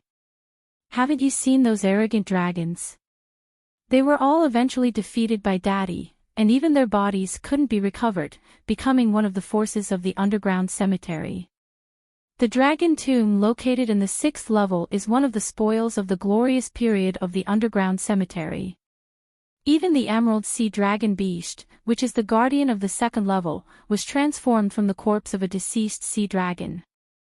As long as Dad makes a move, no matter who the opponent is, they can't resist. This is the unbreakable truth since the divine era. Yes, I also believe in the power of the king. In the end, this world belongs to the underground cemetery. The moment the dead return is the brand new dawn of this world. War Dancer smiled, and when she was still alive, she had imagined what a peaceful world would look like.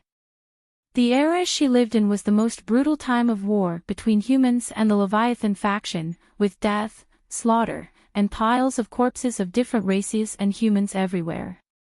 In that era, the weak were destined to perish, even if they could perform the most beautiful dance or sing songs as enchanting as mermaids, they couldn't make them survive. The king of undead gave them a new life, and for them, the ruler of the underground cemetery is the only supreme king in the world. Fighting for the king is the most honorable mission for all underground cemetery guardians. The deepest area of the underground cemetery. A lonely and desolate grand palace, with the holy spear and holy sword placed on the icy thrones on either side. The owner of the underground cemetery, dressed in dark armor with a deep red cloak, greeted their guests, with their head hidden beneath the helmet. Welcome to Sia's world. The sacred and beautiful flowers. Unfortunately, I am unable to stand up, unable to welcome you. The king of undead, who personally changed the outcome of the war between humans and dragons, built the vast and boundless underground cemetery. It would not be an exaggeration to call them the guardian of humanity. Their voice gave an impression of burning ashes. In front of them was a dying bonfire, with only a faint light the size of a matchstick remaining. A silver-haired woman emerged from the flames, gently gazing at the king of undead on the frozen throne. You've worked hard. Leave all the upcoming tasks to me. Your mission is over. Within the crevices of the king of undead's helmet, the last soul flame flickered and emitted a deep voice. Please take good care of the guardians here. During their life, they were unable to find happiness, and even in death, they cannot find peace. At least, you can inherit my identity and power, making their existence meaningful. My time is ending, too tired. A silver-haired woman approached the exhausted king of undead and lightly touched his skull. Originally, I thought this was a very easy task. I don't belong here, my identity is fake, my name is fake, everything is a lie. But being with them, having my own friends, having my own lover, I gradually started to like this world. Now, I can no longer make decisions about this world. It's ironic. When I came here, I really hated this world. You came. It's so wonderful. Chapter 11:16. It's a story from a very, very ancient time, far away from the present era. In a certain organization, an ambitious young person took on a task. The task was to invade a special little world that kept moving and had valuable resources. He saw this task as a stepping stone to advance in his life, and he bet everything on it. With the equipment and support tools provided by the organization, he used a weak point that was prophesied when this world passed through a certain node of Endless God's domain and rushed into the inner part of this closed world. His mission was to fix the coordinates of this little world and open a passage to the outside world, making it a base for the organization. The ultimate goal was to establish a star bridge, to build a tower, in this ancient and closed world that leads to the Endless God's domain, making this world one of the organization's bases. This was a glorious and grand mission, an action that could completely change the destiny of this world. Unfortunately, there were significant flaws in the mission right from the start. The world's rejection of outsiders was far more terrifying than the organization had anticipated. Before he could fulfill his mission in this world, he was met with a deadly attack. His equipment and tools for transforming the world and precious items for organizing support were mostly destroyed in this attack. This is the world's will hostile towards the invaders. He had to give up his own body and use the technique of reincarnation to be reborn as a member of the original inhabitants of this world. Because he used technology beyond the level of this world, he quickly regained much of his power after reincarnating. The various peculiarities he displayed convinced everyone that he was the extremely rare heir of the ancient bloodline, the chosen one who brought back Sue's world. Even the true owners of the golden bloodline have unwavering belief that he is their child. All the secrets of this world gradually unfolded to him. With technology beyond the understanding of this world, he crossed the boundaries of life and death and acquired the title of the King of Undead. However, he can never go back, not even have any means of communication. Using only the resources of this world, it is impossible to build a star bridge. He can only be alone, waiting for the possible support in infinite time. Originally, he thought it should be like this. For this reason, he started planning to build the underground cemetery a long time ago.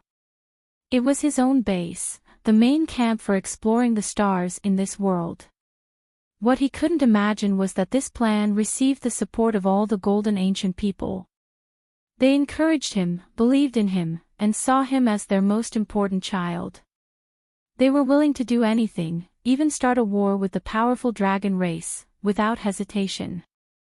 Over a long period of time, he gradually blended into this world. He became friends, comrades, and lovers with the original golden humans of this world. He watched them die, some naturally and others in battle. Without exception, they entrusted their bodies and everything they had to him. How many years passed until the final golden humans told him that everything was going smoothly and the humans were about to seize the continent from the dragon race in a decisive battle, he finally wavered. As an observer of this world, the builder of the Star Bridge, and the failure of his mission, he should not have interfered in the progress of this world's civilization, let alone join the war between civilizations.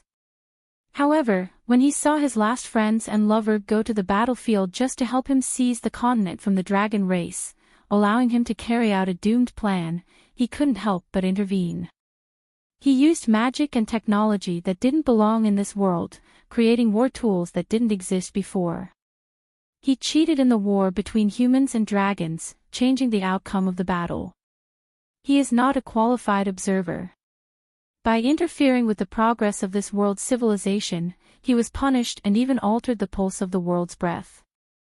The decline in magical power in this world came earlier because of his decision.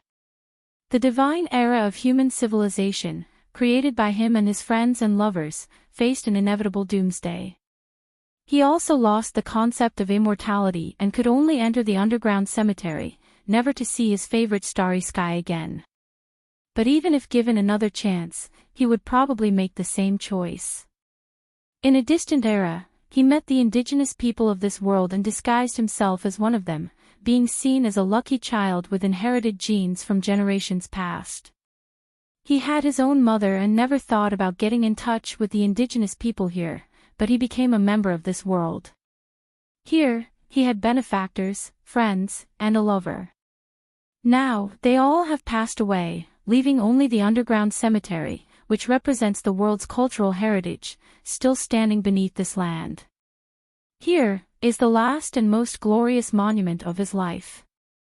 After everything has come to an end, he returned here, starting a long and boundless wait. Having used the important world props and treasures given by the organization without permission, he, who created the underground cemetery guardians, doesn't expect to be forgiven by the organization. What has kept him going is a belief, a desire to make this world better and redeem the hope of a future that cannot be seen. Now, he has finally waited. The organization never gave up on this world with special resources and has once again calculated the weak points of the world's power, sending new executors. Therefore, his mission has come to an end. From now on, there are no regrets in his life. It's true, I have been waiting for so long. If a few hundred years pass, maybe even the last flame in this bonfire will go out. Now, he can burn once again, letting his remaining soul power release its final warmth. Throughout his life, he made many, many mistakes.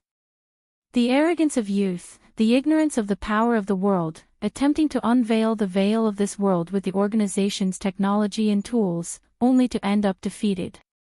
After becoming a member of this world, he had a blind confidence, thinking that he could do anything and change everything. Why is it that, despite being so willful, everyone still loves him and supports his unrealistic plans? Probably because they are too foolish.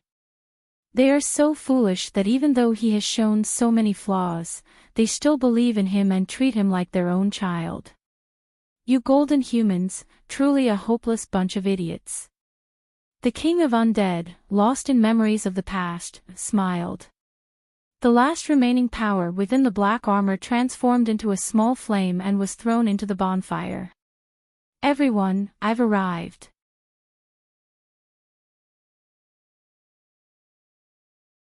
Chapter 11:17 Crash. The bonfire in the deepest part of the underground cemetery's palace made a crisp sound. Like being thrown high-quality firewood, the flickering flame, which was like a candle in a storm, suddenly became brighter. The size of the flames also changed from the size of a matchbox to the size of a person's torch. In contrast, the undead king sitting on the frozen throne no longer made any noise, and his previously lifted head slightly lowered. This alien explorer, loved and protected by the golden humans of this world, finally completed the final journey of life today. In fact, he had already suffered an irreversible fatal injury during the final stages of the Divine Era's Great War. If it weren't for the special environment of the underground cemetery, he wouldn't have been able to cling to life until now. However, with the arrival of the successor sent by the organization, he can finally close his eyes. His body that had already died long ago, because of promises made to friends, benefactors, and loved ones, transcended the bondage of time and constantly watched over this silent cemetery. Thank you. In front of the silver-haired woman, there was the inheritance left behind by the king of undead who had finally passed away. Even during the Divine Era, this god weapon armor was considered beyond classification, and it was a strategic god weapon with a designated soul successor. Whoever puts on this armor automatically gains ownership of the underground cemetery and inherits the title of the king of undead. This is a gift prepared by the previous generations, the king of undead, for his successor, and it is also his expectation. The underground cemetery is an incomplete, yet-to-be-built structure. He has been waiting and waiting for the hope that this world can break free and set off towards the endless sky of stars. That is the shared wish of him and his past friends, benefactors, and lovers. In order to fulfill this wish, humans didn't hesitate to wage war against dragons, seized control of the continent, and collected countless resources that have piled up in this underground cemetery.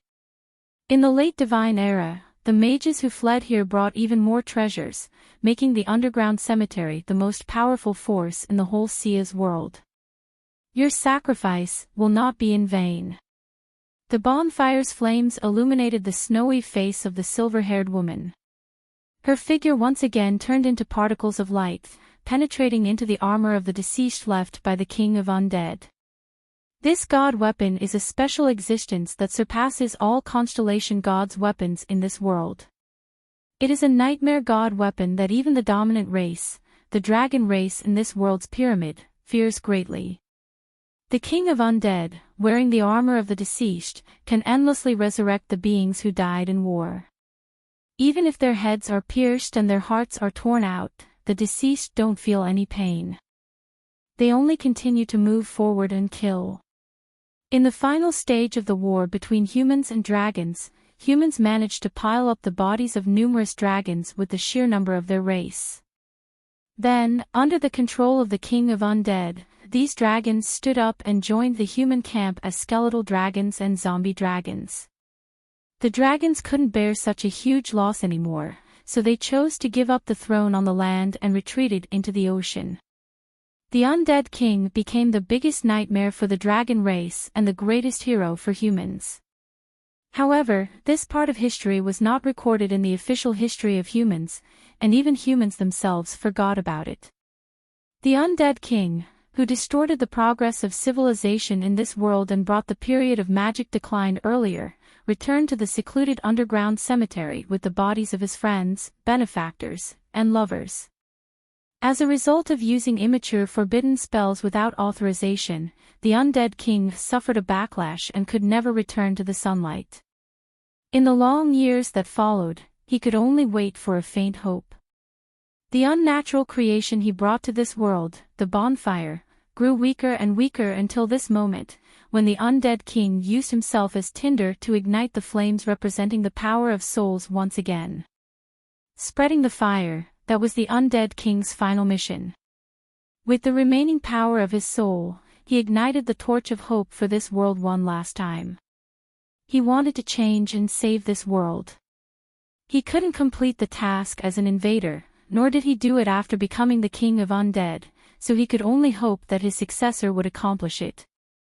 White particles of light penetrated into the armor of the dead, and the pitch-black armor that had sat on the frozen throne for millions of years began to emit a faint glow. Boom! Within the bonfire, countless sparks flew, illuminating the deepest palace of the underground cemetery. Here, it's not just the king of undead alone. On the enormous walls, pillars, and ceilings, there were figure after figure wearing mage robes. Most of them looked at the throne where the king of undead was with astonishment in their eyes, kneeling there like prisoners awaiting judgment. Among them, there were over a dozen powerful individuals wearing red mage robes with golden embroidery on the edges, standing out from the crowd of black-robed mages. The red robes symbolized the power of the highest mage in the late divine era. To be able to wear red robes with golden embroidery represented that these mages had once stood at the pinnacle of this world and were the rulers of the entire Sia's world. Their combat prowess is definitely not inferior, even when facing the dragon race. Unfortunately, they escaped to the underground cemetery, which was a place where the friends, benefactors, and lovers of the king of undead were buried. It was a miraculous structure built by this outsider to return to the stars beyond this era. The magic here is completely under the control of the king of undead. The origin of the magic lies in this bonfire and the bodies of the golden humans buried here. No matter how powerful the red-robed wizards were, even those who could cast forbidden spells, they couldn't even produce a fireball in the underground cemetery without the permission of the king of undead. Therefore, the red-robed wizards all met a tragic end. They had intended to dominate the underground cemetery and seize it as a base for future return to the surface, but in the end, they all became decorations in the palace of the king of undead. After thousands of years, everyone had long since died and couldn't die anymore. However, due to the unique environment of the underground cemetery and the king of undead's ultimate power over the undead, these wizards had turned into a different kind of existence. The wizards dressed in black robes became powerful skeletal wizards. The wizards dressed in red robes descended into eternal liches. This was also one of the gifts prepared by the king of undead for his successor, an undead legion that could conquer the world, possessing the terrifying strength of the divine era. As the silver-haired woman put on the undead king's authoritative armor, the black and red-robed sorcerers, who were forced to become decorations in the underground cemetery, began to awaken from their long death state.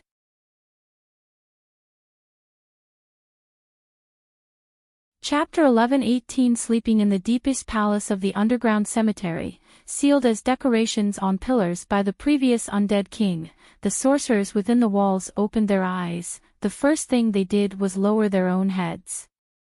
"We offer our loyalty to the Supreme King. You are the ruler of death, the only king of the undead in this world. Forgive us for our past impoliteness, great king."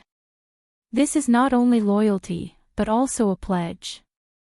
The once powerful mages, now transformed into undead beings, finally realized how ridiculous their plan to control the underground cemetery was. When facing the dark figure on the frozen throne, their proud spells had no resistance whatsoever.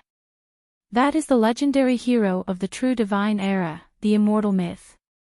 Fortunately, they are also descendants of the divine era bloodline, otherwise it would be impossible for them to become the masters of the earth in the late divine era.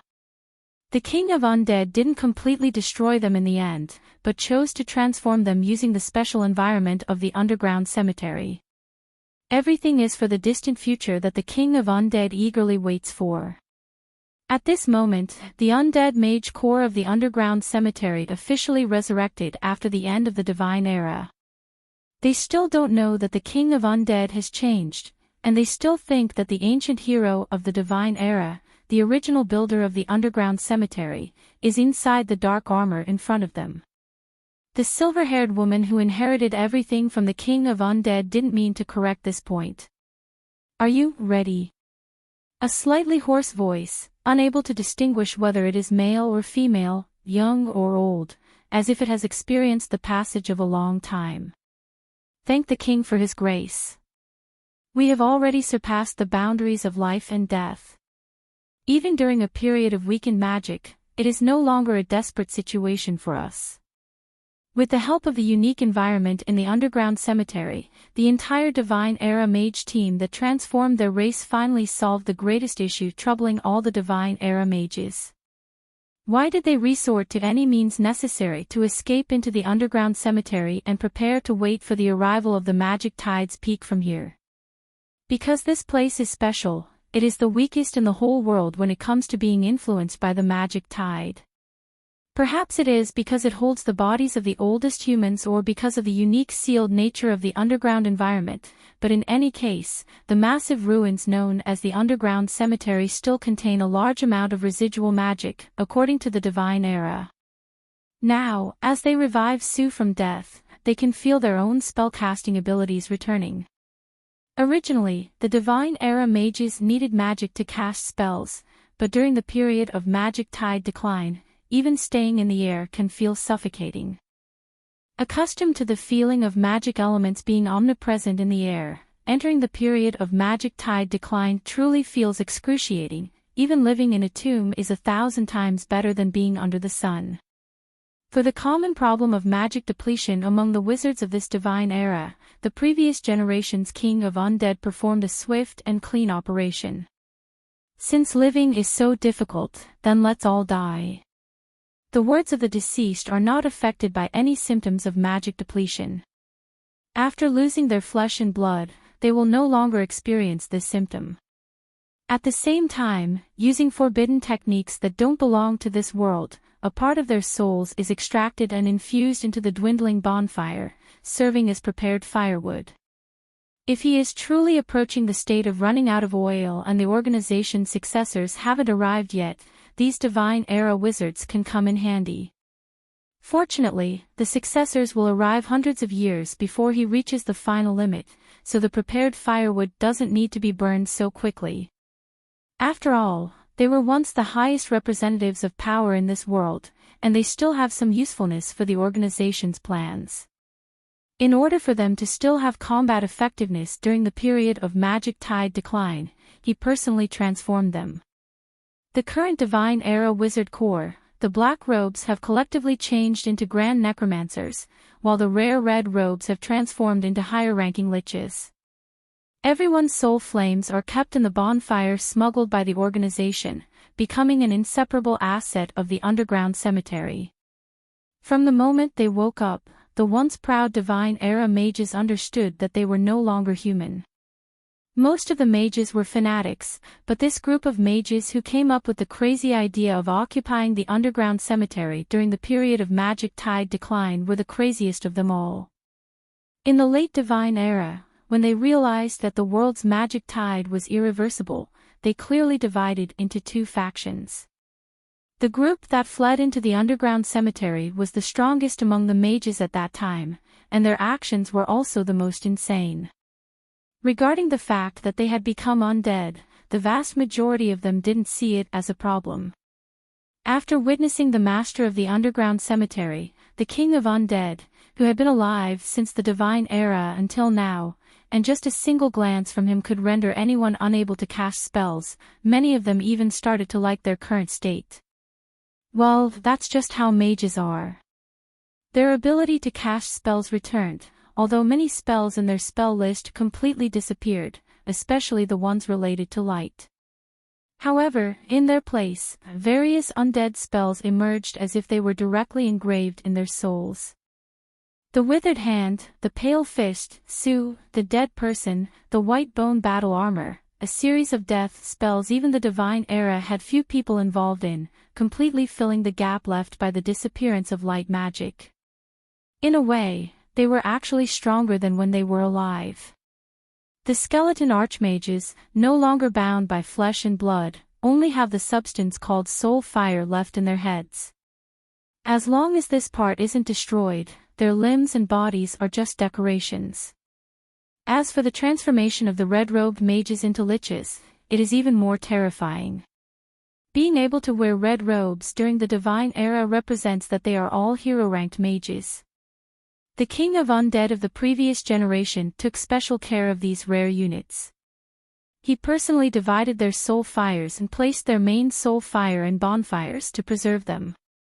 This means that as long as the bonfire in the deepest part of the underground cemetery is not destroyed, the red-robed liches are truly immortal, even more perfect than the regeneration ability of the troll clan. Even if they encounter the ultimate forbidden curse like a nuclear explosion, the liches at most can only retreat to the bonfire in the underground cemetery to rest for a while, and they will soon be able to return to the world. This is the legacy that the King of Undead prepared for his successors, an undead army of powerful mages. Whether it is for conquering the world or building bridges to the stars, it is very useful. After understanding the greatness of the King of Undead, the red-robed liches confessed their admiration. They made a promise to the dark figure, pledging loyalty to the great and supreme leader.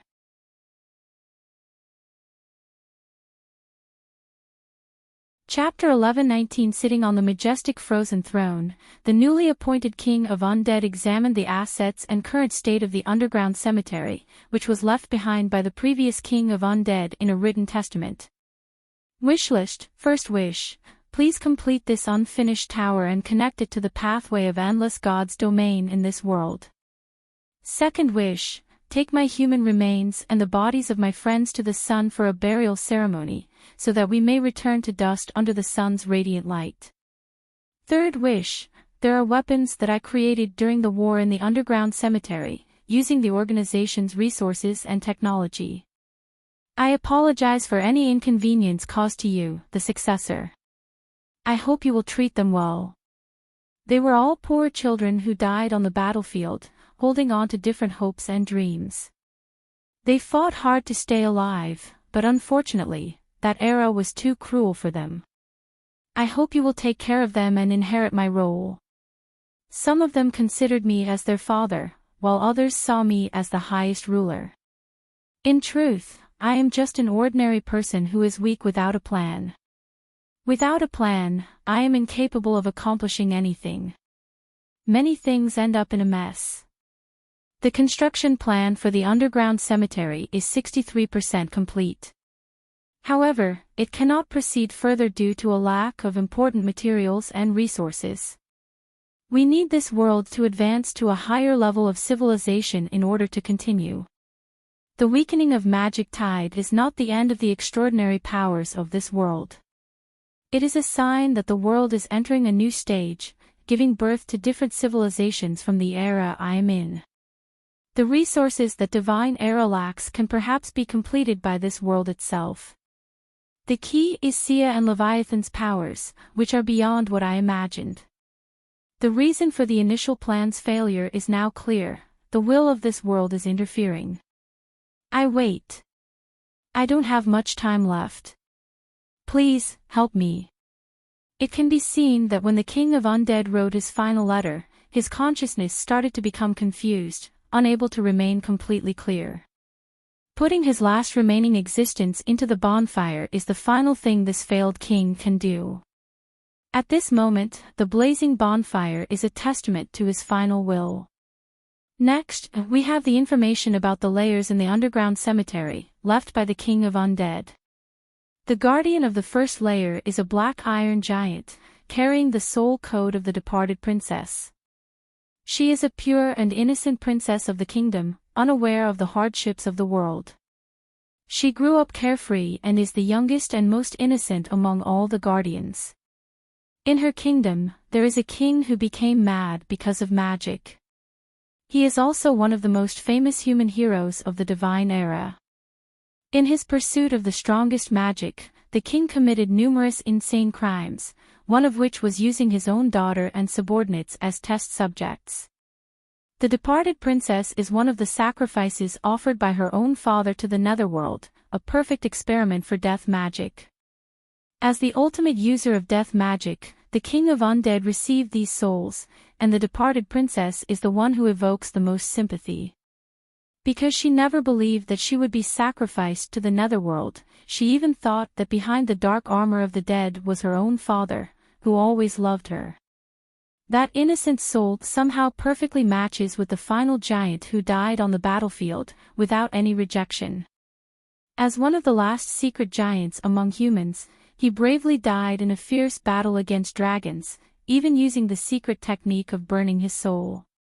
In the final war of the divine era, the fallen princess became the new core of the last giant. Wearing a black iron armor, the immortal giant achieved remarkable victories, slaying double-digit numbers of dragons. If it weren't for the King of Undead forbidding the recording of the existence of undead soldiers in history, she might have been one of the most legendary heroes among the human camp. The second layer guardian, the verdant sea dragon, equipped with a soul codenamed War Dancer. Like the past princess, she belonged to the royal family. However, due to the exposure of the king's crimes of researching necromancy, which led to the rebellion of the citizens, the dancing princess, as one of the royal family members, was captured and executed by the royal fleet at that time. The dancing princess herself was unaware of the king's necromancy research. She voluntarily went to visit the kingdom's navy, but ended up being captured by the rebellious navy and publicly executed. The execution method was to throw her into the sea, and the audience who had applauded her shortly before threw debris at her, eventually drowning her. Because she sank into the sea, she had an extraordinary obsession and longing for weapons that could freely move in water. Eventually, she perfectly merged with the experimental sea dragon beast weapon. During the Divine Era War, she blockaded over 70% of the Leviathan faction's marine transportation lines, becoming an unknown hero of human victory. She desired power more than anyone else and enjoyed acting alone. The third guardian of the opera house, known as the Phantom, with the soul code name Enchanting songstress. She was the greatest singer on the continent before she died. She was good friends with War Dancer, and their bond was even stronger than friendship. After War Dancer was executed, the kingdom fell into a rebellious war. No one listened to the singer anymore, and the opera troupe they had formed together went bankrupt. The war engulfed the land. The singer, who was born a commoner, hid in an abandoned tower in despair. She lost all meaning in life and her best friend.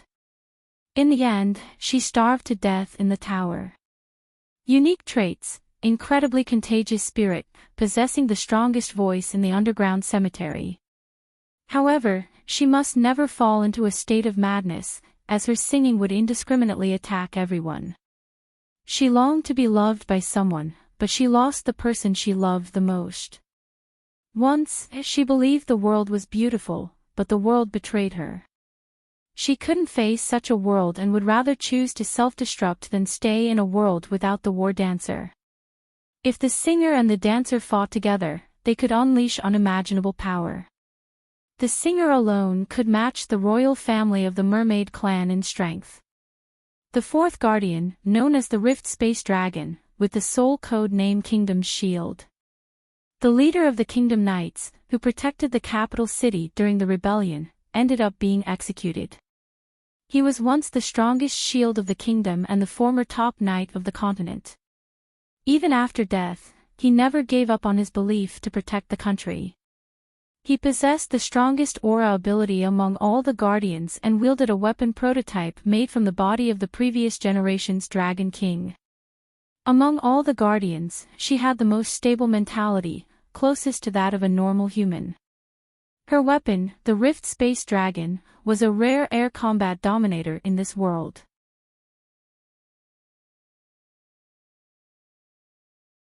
Chapter 1120 The fifth level Guardian, codenamed Qilin, was a highly self-disciplined weapon designed by the organization.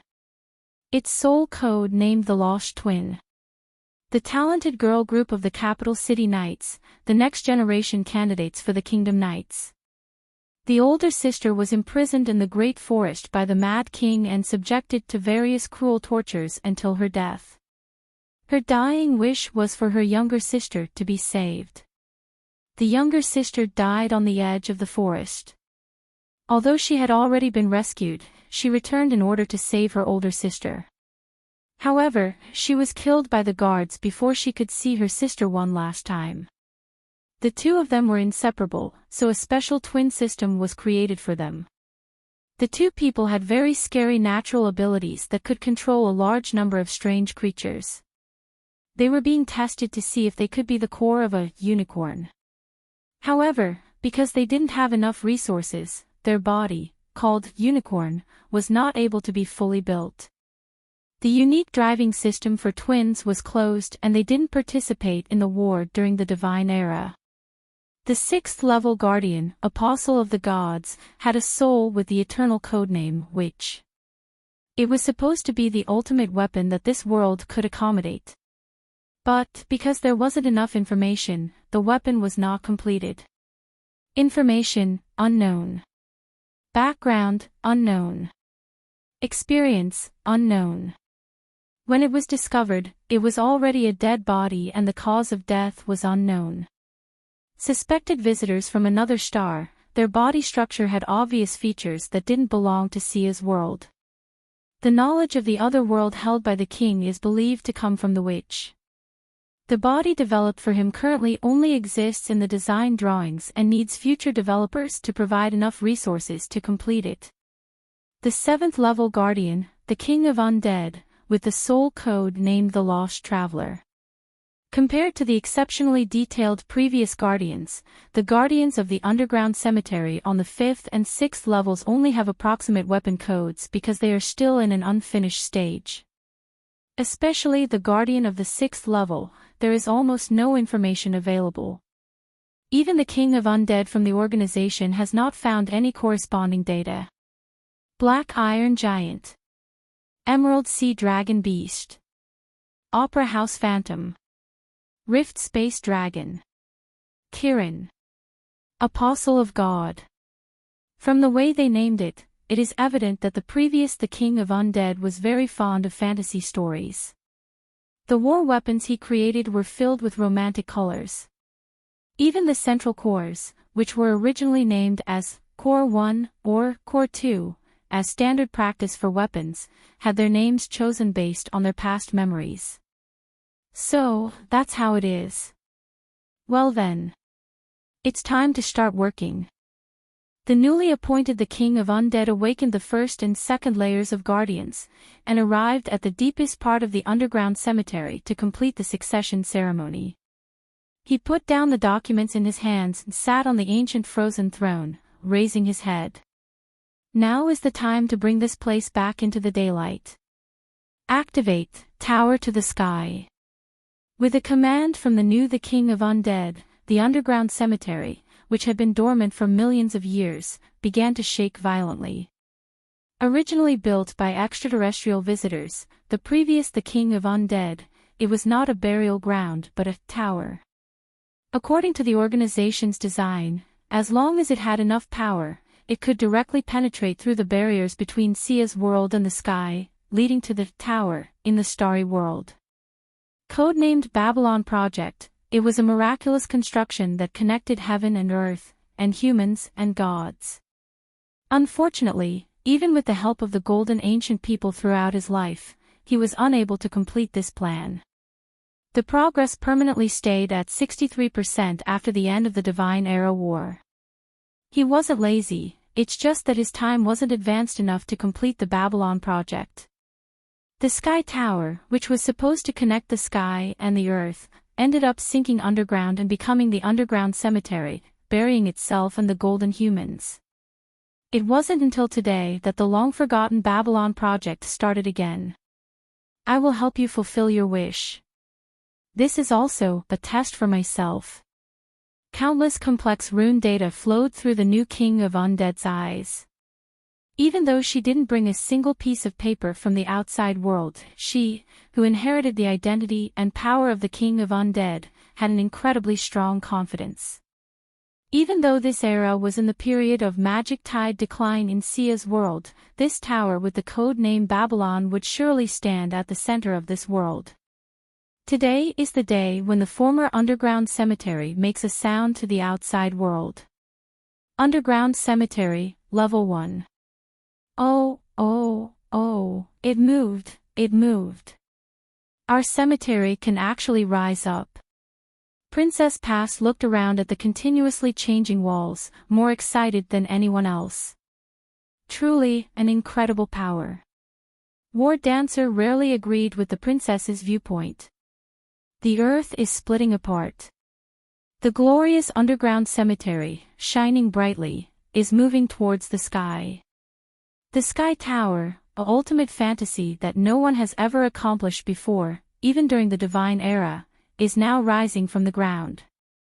Using the original underground cemetery as its foundation, a tower, with a streamlined structure, measuring over several kilometers, appears in the once deserted mountains. Compared to this tower that seems to pierce the sky, any known large buildings in Sia's world are so tiny. This tower is not built for people to live in, but it is a miraculous symbol resembling a myth. The tall monument-looking shape of that thing makes it seem proud and distant from the world. The countless symbols carved on it, as well as the epic stories from the Divine Era in this world, are treasures for all humanity.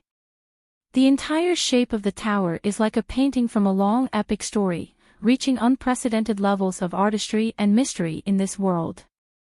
No need to ask, this is the masterpiece of the King of Undead, and only the King of Undead, who has had millions of years and has experienced the Divine Era, can depict such a poem. He is telling future generations what happened during the Divine Era in this way. The existence of war weapons, which have always been hidden in history books, is now fully displayed to the world for the first time. This is because he believes that when the underground cemetery sees daylight again, these weapons will also have a brand new future. There is nothing to fear anymore. You will have a better master, and you will fight for the Babylon Project once again, surrounding the successor. My children. Boz. A huge current surged out from the ground, lighting up countless lights that didn't belong to the civilization system of this world, making the ancient tower, the Sky Tower, shine brightly enough to illuminate the entire sky at night. Today is the day the Babylon Project starts again, a day worth celebrating so grandly. The tower that advances towards the sky is the obsession of the King of Undead for this land and this world. Boom!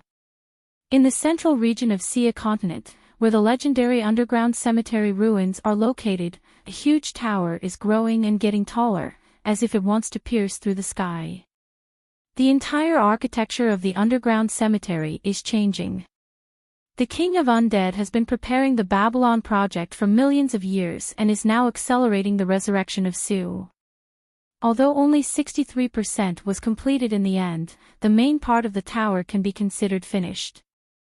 What remains is the part related to the starry sky. At this moment, the tower that reaches thousands of meters is still rising. The radiance emitted from its body is still clearly visible even hundreds of kilometers away. On that night, many people woke up in the middle of the night. At first, most people thought it was an earthquake. But when they ran out of their houses and saw the towering beam of light in the center of the continent, they were left speechless. What is that? Am I still dreaming? That distance, it's the ruins of the Divine Era Kingdom. A tower. Even ordinary civilians who didn't know much about the Divine Era knew that the center of the continent was the most densely populated area with Divine Era ruins, and it was recognized as an unclaimed land. Because of the unruly experiments conducted by the mages in the late Divine Era, the environment there was extremely eerie. There had been adventurers who were not afraid of death exploring inside, only to find themselves cut in half without even realizing what had happened. The terrifying natural disasters caused by out-of-control magic, unknown bizarre creatures, and large-scale extinction of life possibly caused by nuclear experiments turned the once prosperous Central Mountains into a forbidden place that people avoided at all costs. Even Ludwig XII, who aimed to conquer the world, never thought of including this place in his territory.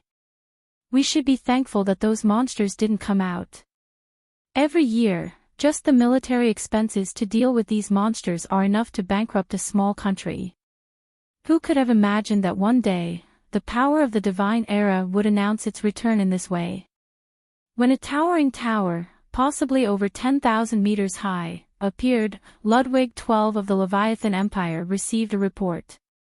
In reality, the empire's capital was not far from the gathering place of the mages.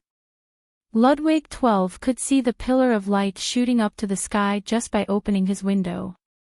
First, the kingdom produced a pure Divine Era bloodline with inherited powers from previous generations, and now even buried relics have emerged. What on earth is happening in this world? Ludwig XII, who was recently just one step away from ruling the continent, grabbed his hair and shouted in anger, "Call Asmod and Poinkar, we need an emergency meeting tonight."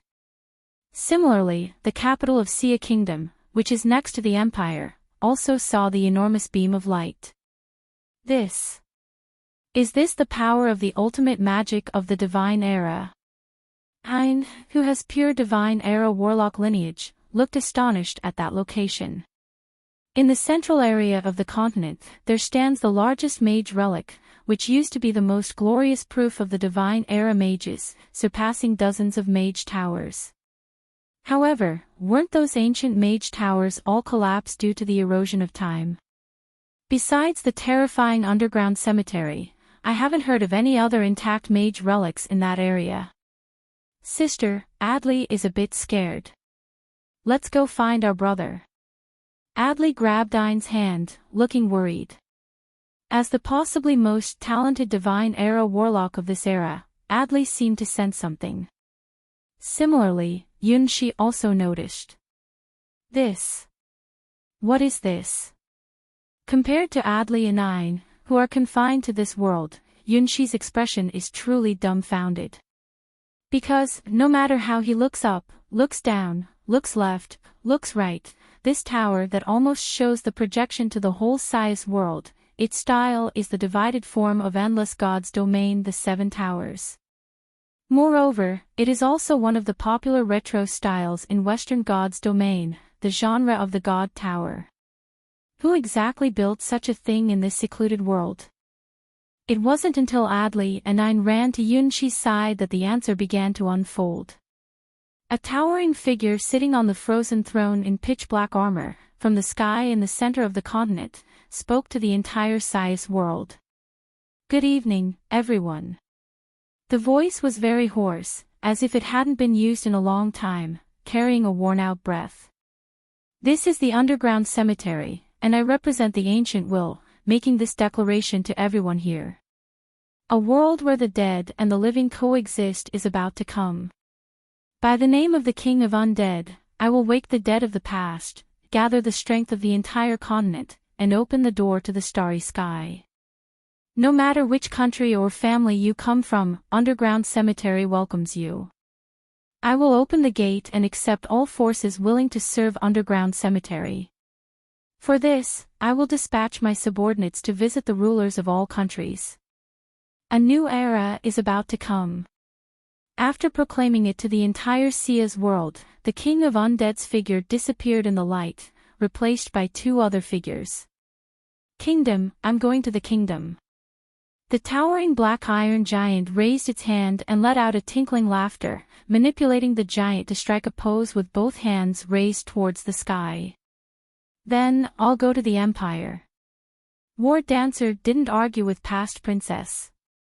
Anyway, no matter which outcome is chosen, it will be the same. Even during the Divine Era War, the war weapons created by the Supreme King were invincible, not to mention the current era where the average strength is constantly declining. It looks like we need to prepare to greet the guest. This guest doesn't seem friendly at all. Yunshi sighed as he looked at the black iron giant, over 50 meters tall, moving towards the Sia Kingdom on the screen. The mission to collect the 12 god weapons hasn't even started yet, and we already encountered such an opponent. It's impossible to complete the mission easily. That person, the King of Undead, is a true ruler of the Divine Era. It is said that he has the golden bloodline passed down through generations, not someone like him in disguise. The fact that he could build a tower surpassing the era proves his greatness. Yunshi even had a suspicion that he obtained knowledge from the Endless God's domain.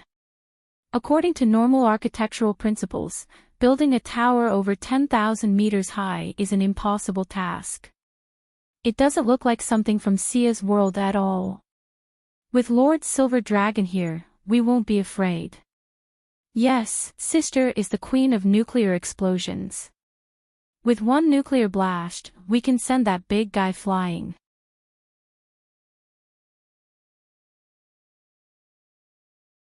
Chapter 1121, that forbidden spell of nuclear explosion, it's not something you can just use. Ayn looked at Yunshi, who had a calm expression, with some unease. She hadn't figured out how to explain this big lie to the world yet. So, Big Brother can definitely solve this problem, right? Adley's thought process was simple and straightforward like this: it's impossible for a 9-year-old child to consider world affairs and such. Yes. This time, Ayn answered with great certainty. She had absolute confidence in Lord Silver Dragon. And this confidence was not a false lie. No matter how powerful that giant is, she firmly believed that Lord Silver Dragon is invincible. Even if the owner of the Sky Tower is the legendary King of Undead, it can't shake her belief. Sky Tower, underground storage on the 3rd floor. After the main structure of Underground Cemetery rose to the sky as a towering tower, the underground part didn't disappear. The original 7-level structure of Underground Cemetery still exists as the underground part. The Black Iron Giant and the Verdant Sea Dragon gathered in front of the door on the 3rd floor, waiting for their companion's response. The guardian of the 3rd floor of Underground Cemetery, a friend of War Dancer, and the favorite singer of past princess. We are about to set off, please wait a moment. As long as we gather enough resources, we will definitely make it possible for you to come out too. War Dancer looked at the still closed door with gentle eyes. Behind the door is her lifelong best friend, also the person she has let down the most in the world. If she hadn't been executed by the Navy, she could continue to support the opera troupe, and her best friend wouldn't have died in such a tragic way. Starvation, for a songstress who once possessed the sweetest voice, is such a dreadful ending. After learning this news, she went completely crazy for the first time and committed the biggest crime of destroying the kingdom's navy as a weapon of war. I am the best weapon that Daddy can use. With me, all the resources can be quickly retrieved. Princess Past raised her fist, showing off her strength. Everyone needs to be careful. We are at odds with the world. The singer's voice faintly echoed. Due to the resources being used to activate the first and second guardians, as well as raising the Tower of Heaven, the guardian of the third level, the Opera House Phantom, is in standby mode due to lack of energy. Even the non-scientific Divine Era weapons follow the principle of energy conservation, it's just that the power source for these weapons is a bit special. We already understood this long ago, that's why we chose it. The verdant sea dragon beast stretched its streamlined body. It is precisely by understanding one's powerlessness and helplessness in the face of injustice that one longs for power. Without power, no matter how beautiful the dance or how wonderful the singing voice, it cannot change the world. The Supreme King, who wanted to give himself power, is about to go to battle. Just like in the past, sing for me and the princess. Inside the closed gate, as the dancer wished, just like every time she left the king in the past, a captivating voice could be heard. The dancer and the princess closed their eyes together, as if they had traveled back in time. We turn into light and go to a distance further than the end of the world. Overflowing with longing, I look at your gentle face. Love can turn into a radiance that shines on you, and hold destiny in its own hands. I am willing to believe that no matter what kind of miracle, it will happen. You are so endearing, even if there is silent blame from the whole world, I am willing to sing for you. To understand your sadness, I am here praying for you. Happiness is waiting for you. That was a promise between the songbird and the dancer. On top of the tall tower, the songbird watched the dancer fade away, feeling a vague sense of unease. So, she sang a song that symbolized the bond between them. Are they friends or more than lovers? Both of them are waiting for that answer, wanting to understand each other more, wanting to be closer together. Unfortunately, what they received was not an answer, but destruction. Like a pair of birds intertwined together, when one falls, the other cannot survive. In truth, as long as they can let go of certain things, the canary with a beautiful voice can always survive. However, she didn't choose to do that. Instead, after her best friend departed from this world, she chose to hide. She hid in a secret room within the tower, a room that no one could find. The most beautiful flower in the kingdom withered away. Hearing the long-lost singing of the songstress, tears welled up in the eyes of the dancer. Unfortunately, she couldn't cry anymore because both she and the songstress, and even the princess, were long gone. The only thing left was the core of the transformed king of undead, turned into a weapon. In a way, the princess of the lost kingdom, the beloved songstress, and the dancer were all gone. What remained were just fragments of their memories, weapon components with codenames like Lost Princess, War Dancer, and Enchanting Songstress. Why did the king give weapons souls and emotions? Perhaps, because of that, he was the supreme king. Large drops of transparent liquid rolled down from the corner of the emerald sea dragon beast's eye, marking the most vulnerable moment for this super war weapon from the Divine Era. However, the dancer had promised herself not to cry anymore. After witnessing the tragic end of the kingdom and realizing her own powerlessness, she underwent a transformation. Now, she possesses a power stronger than anyone else and is the ace of the seas. Underground Cemetery's second-level guardian, the Emerald Sea Dragon Beast, target, Leviathan Empire, let's go. The enormous sea dragon beast burst out from the ground and, following the river formed by the melting of the snow on the highest mountain range in the center of the continent, ventured towards the Leviathan Empire. With its immense blue body, there was no intention of hiding, as this was the underground cemetery's public strategy, a necessary means to conquer the world. Sister Songstress, I am leaving too. Past Princess, as always, remained oblivious to the blurry and ambiguous feelings between Sister Songstress and the dancer. To her, this was just a routine ceremony between her little aunt and the sister she admired. Underground Cemetery's first-level guardian, the Black Iron Giant, and the princess, let's go. Target, Sia Kingdom. The last Black Iron Giant came out from the mountains and headed towards the Sia Kingdom with big steps. After the two of them left, a girl's whisper came from behind the closed door. Why do humans always make the same mistakes? You're tuning into the LoveLore Library YouTube channel. We're so grateful for your support, and don't forget to subscribe to join us on this incredible journey through captivating stories. Your generosity through donations truly makes a world of difference, as it's the primary source of revenue that allows me to expand and enhance this channel for you. Thank you from the bottom of my heart for being a part of this adventure.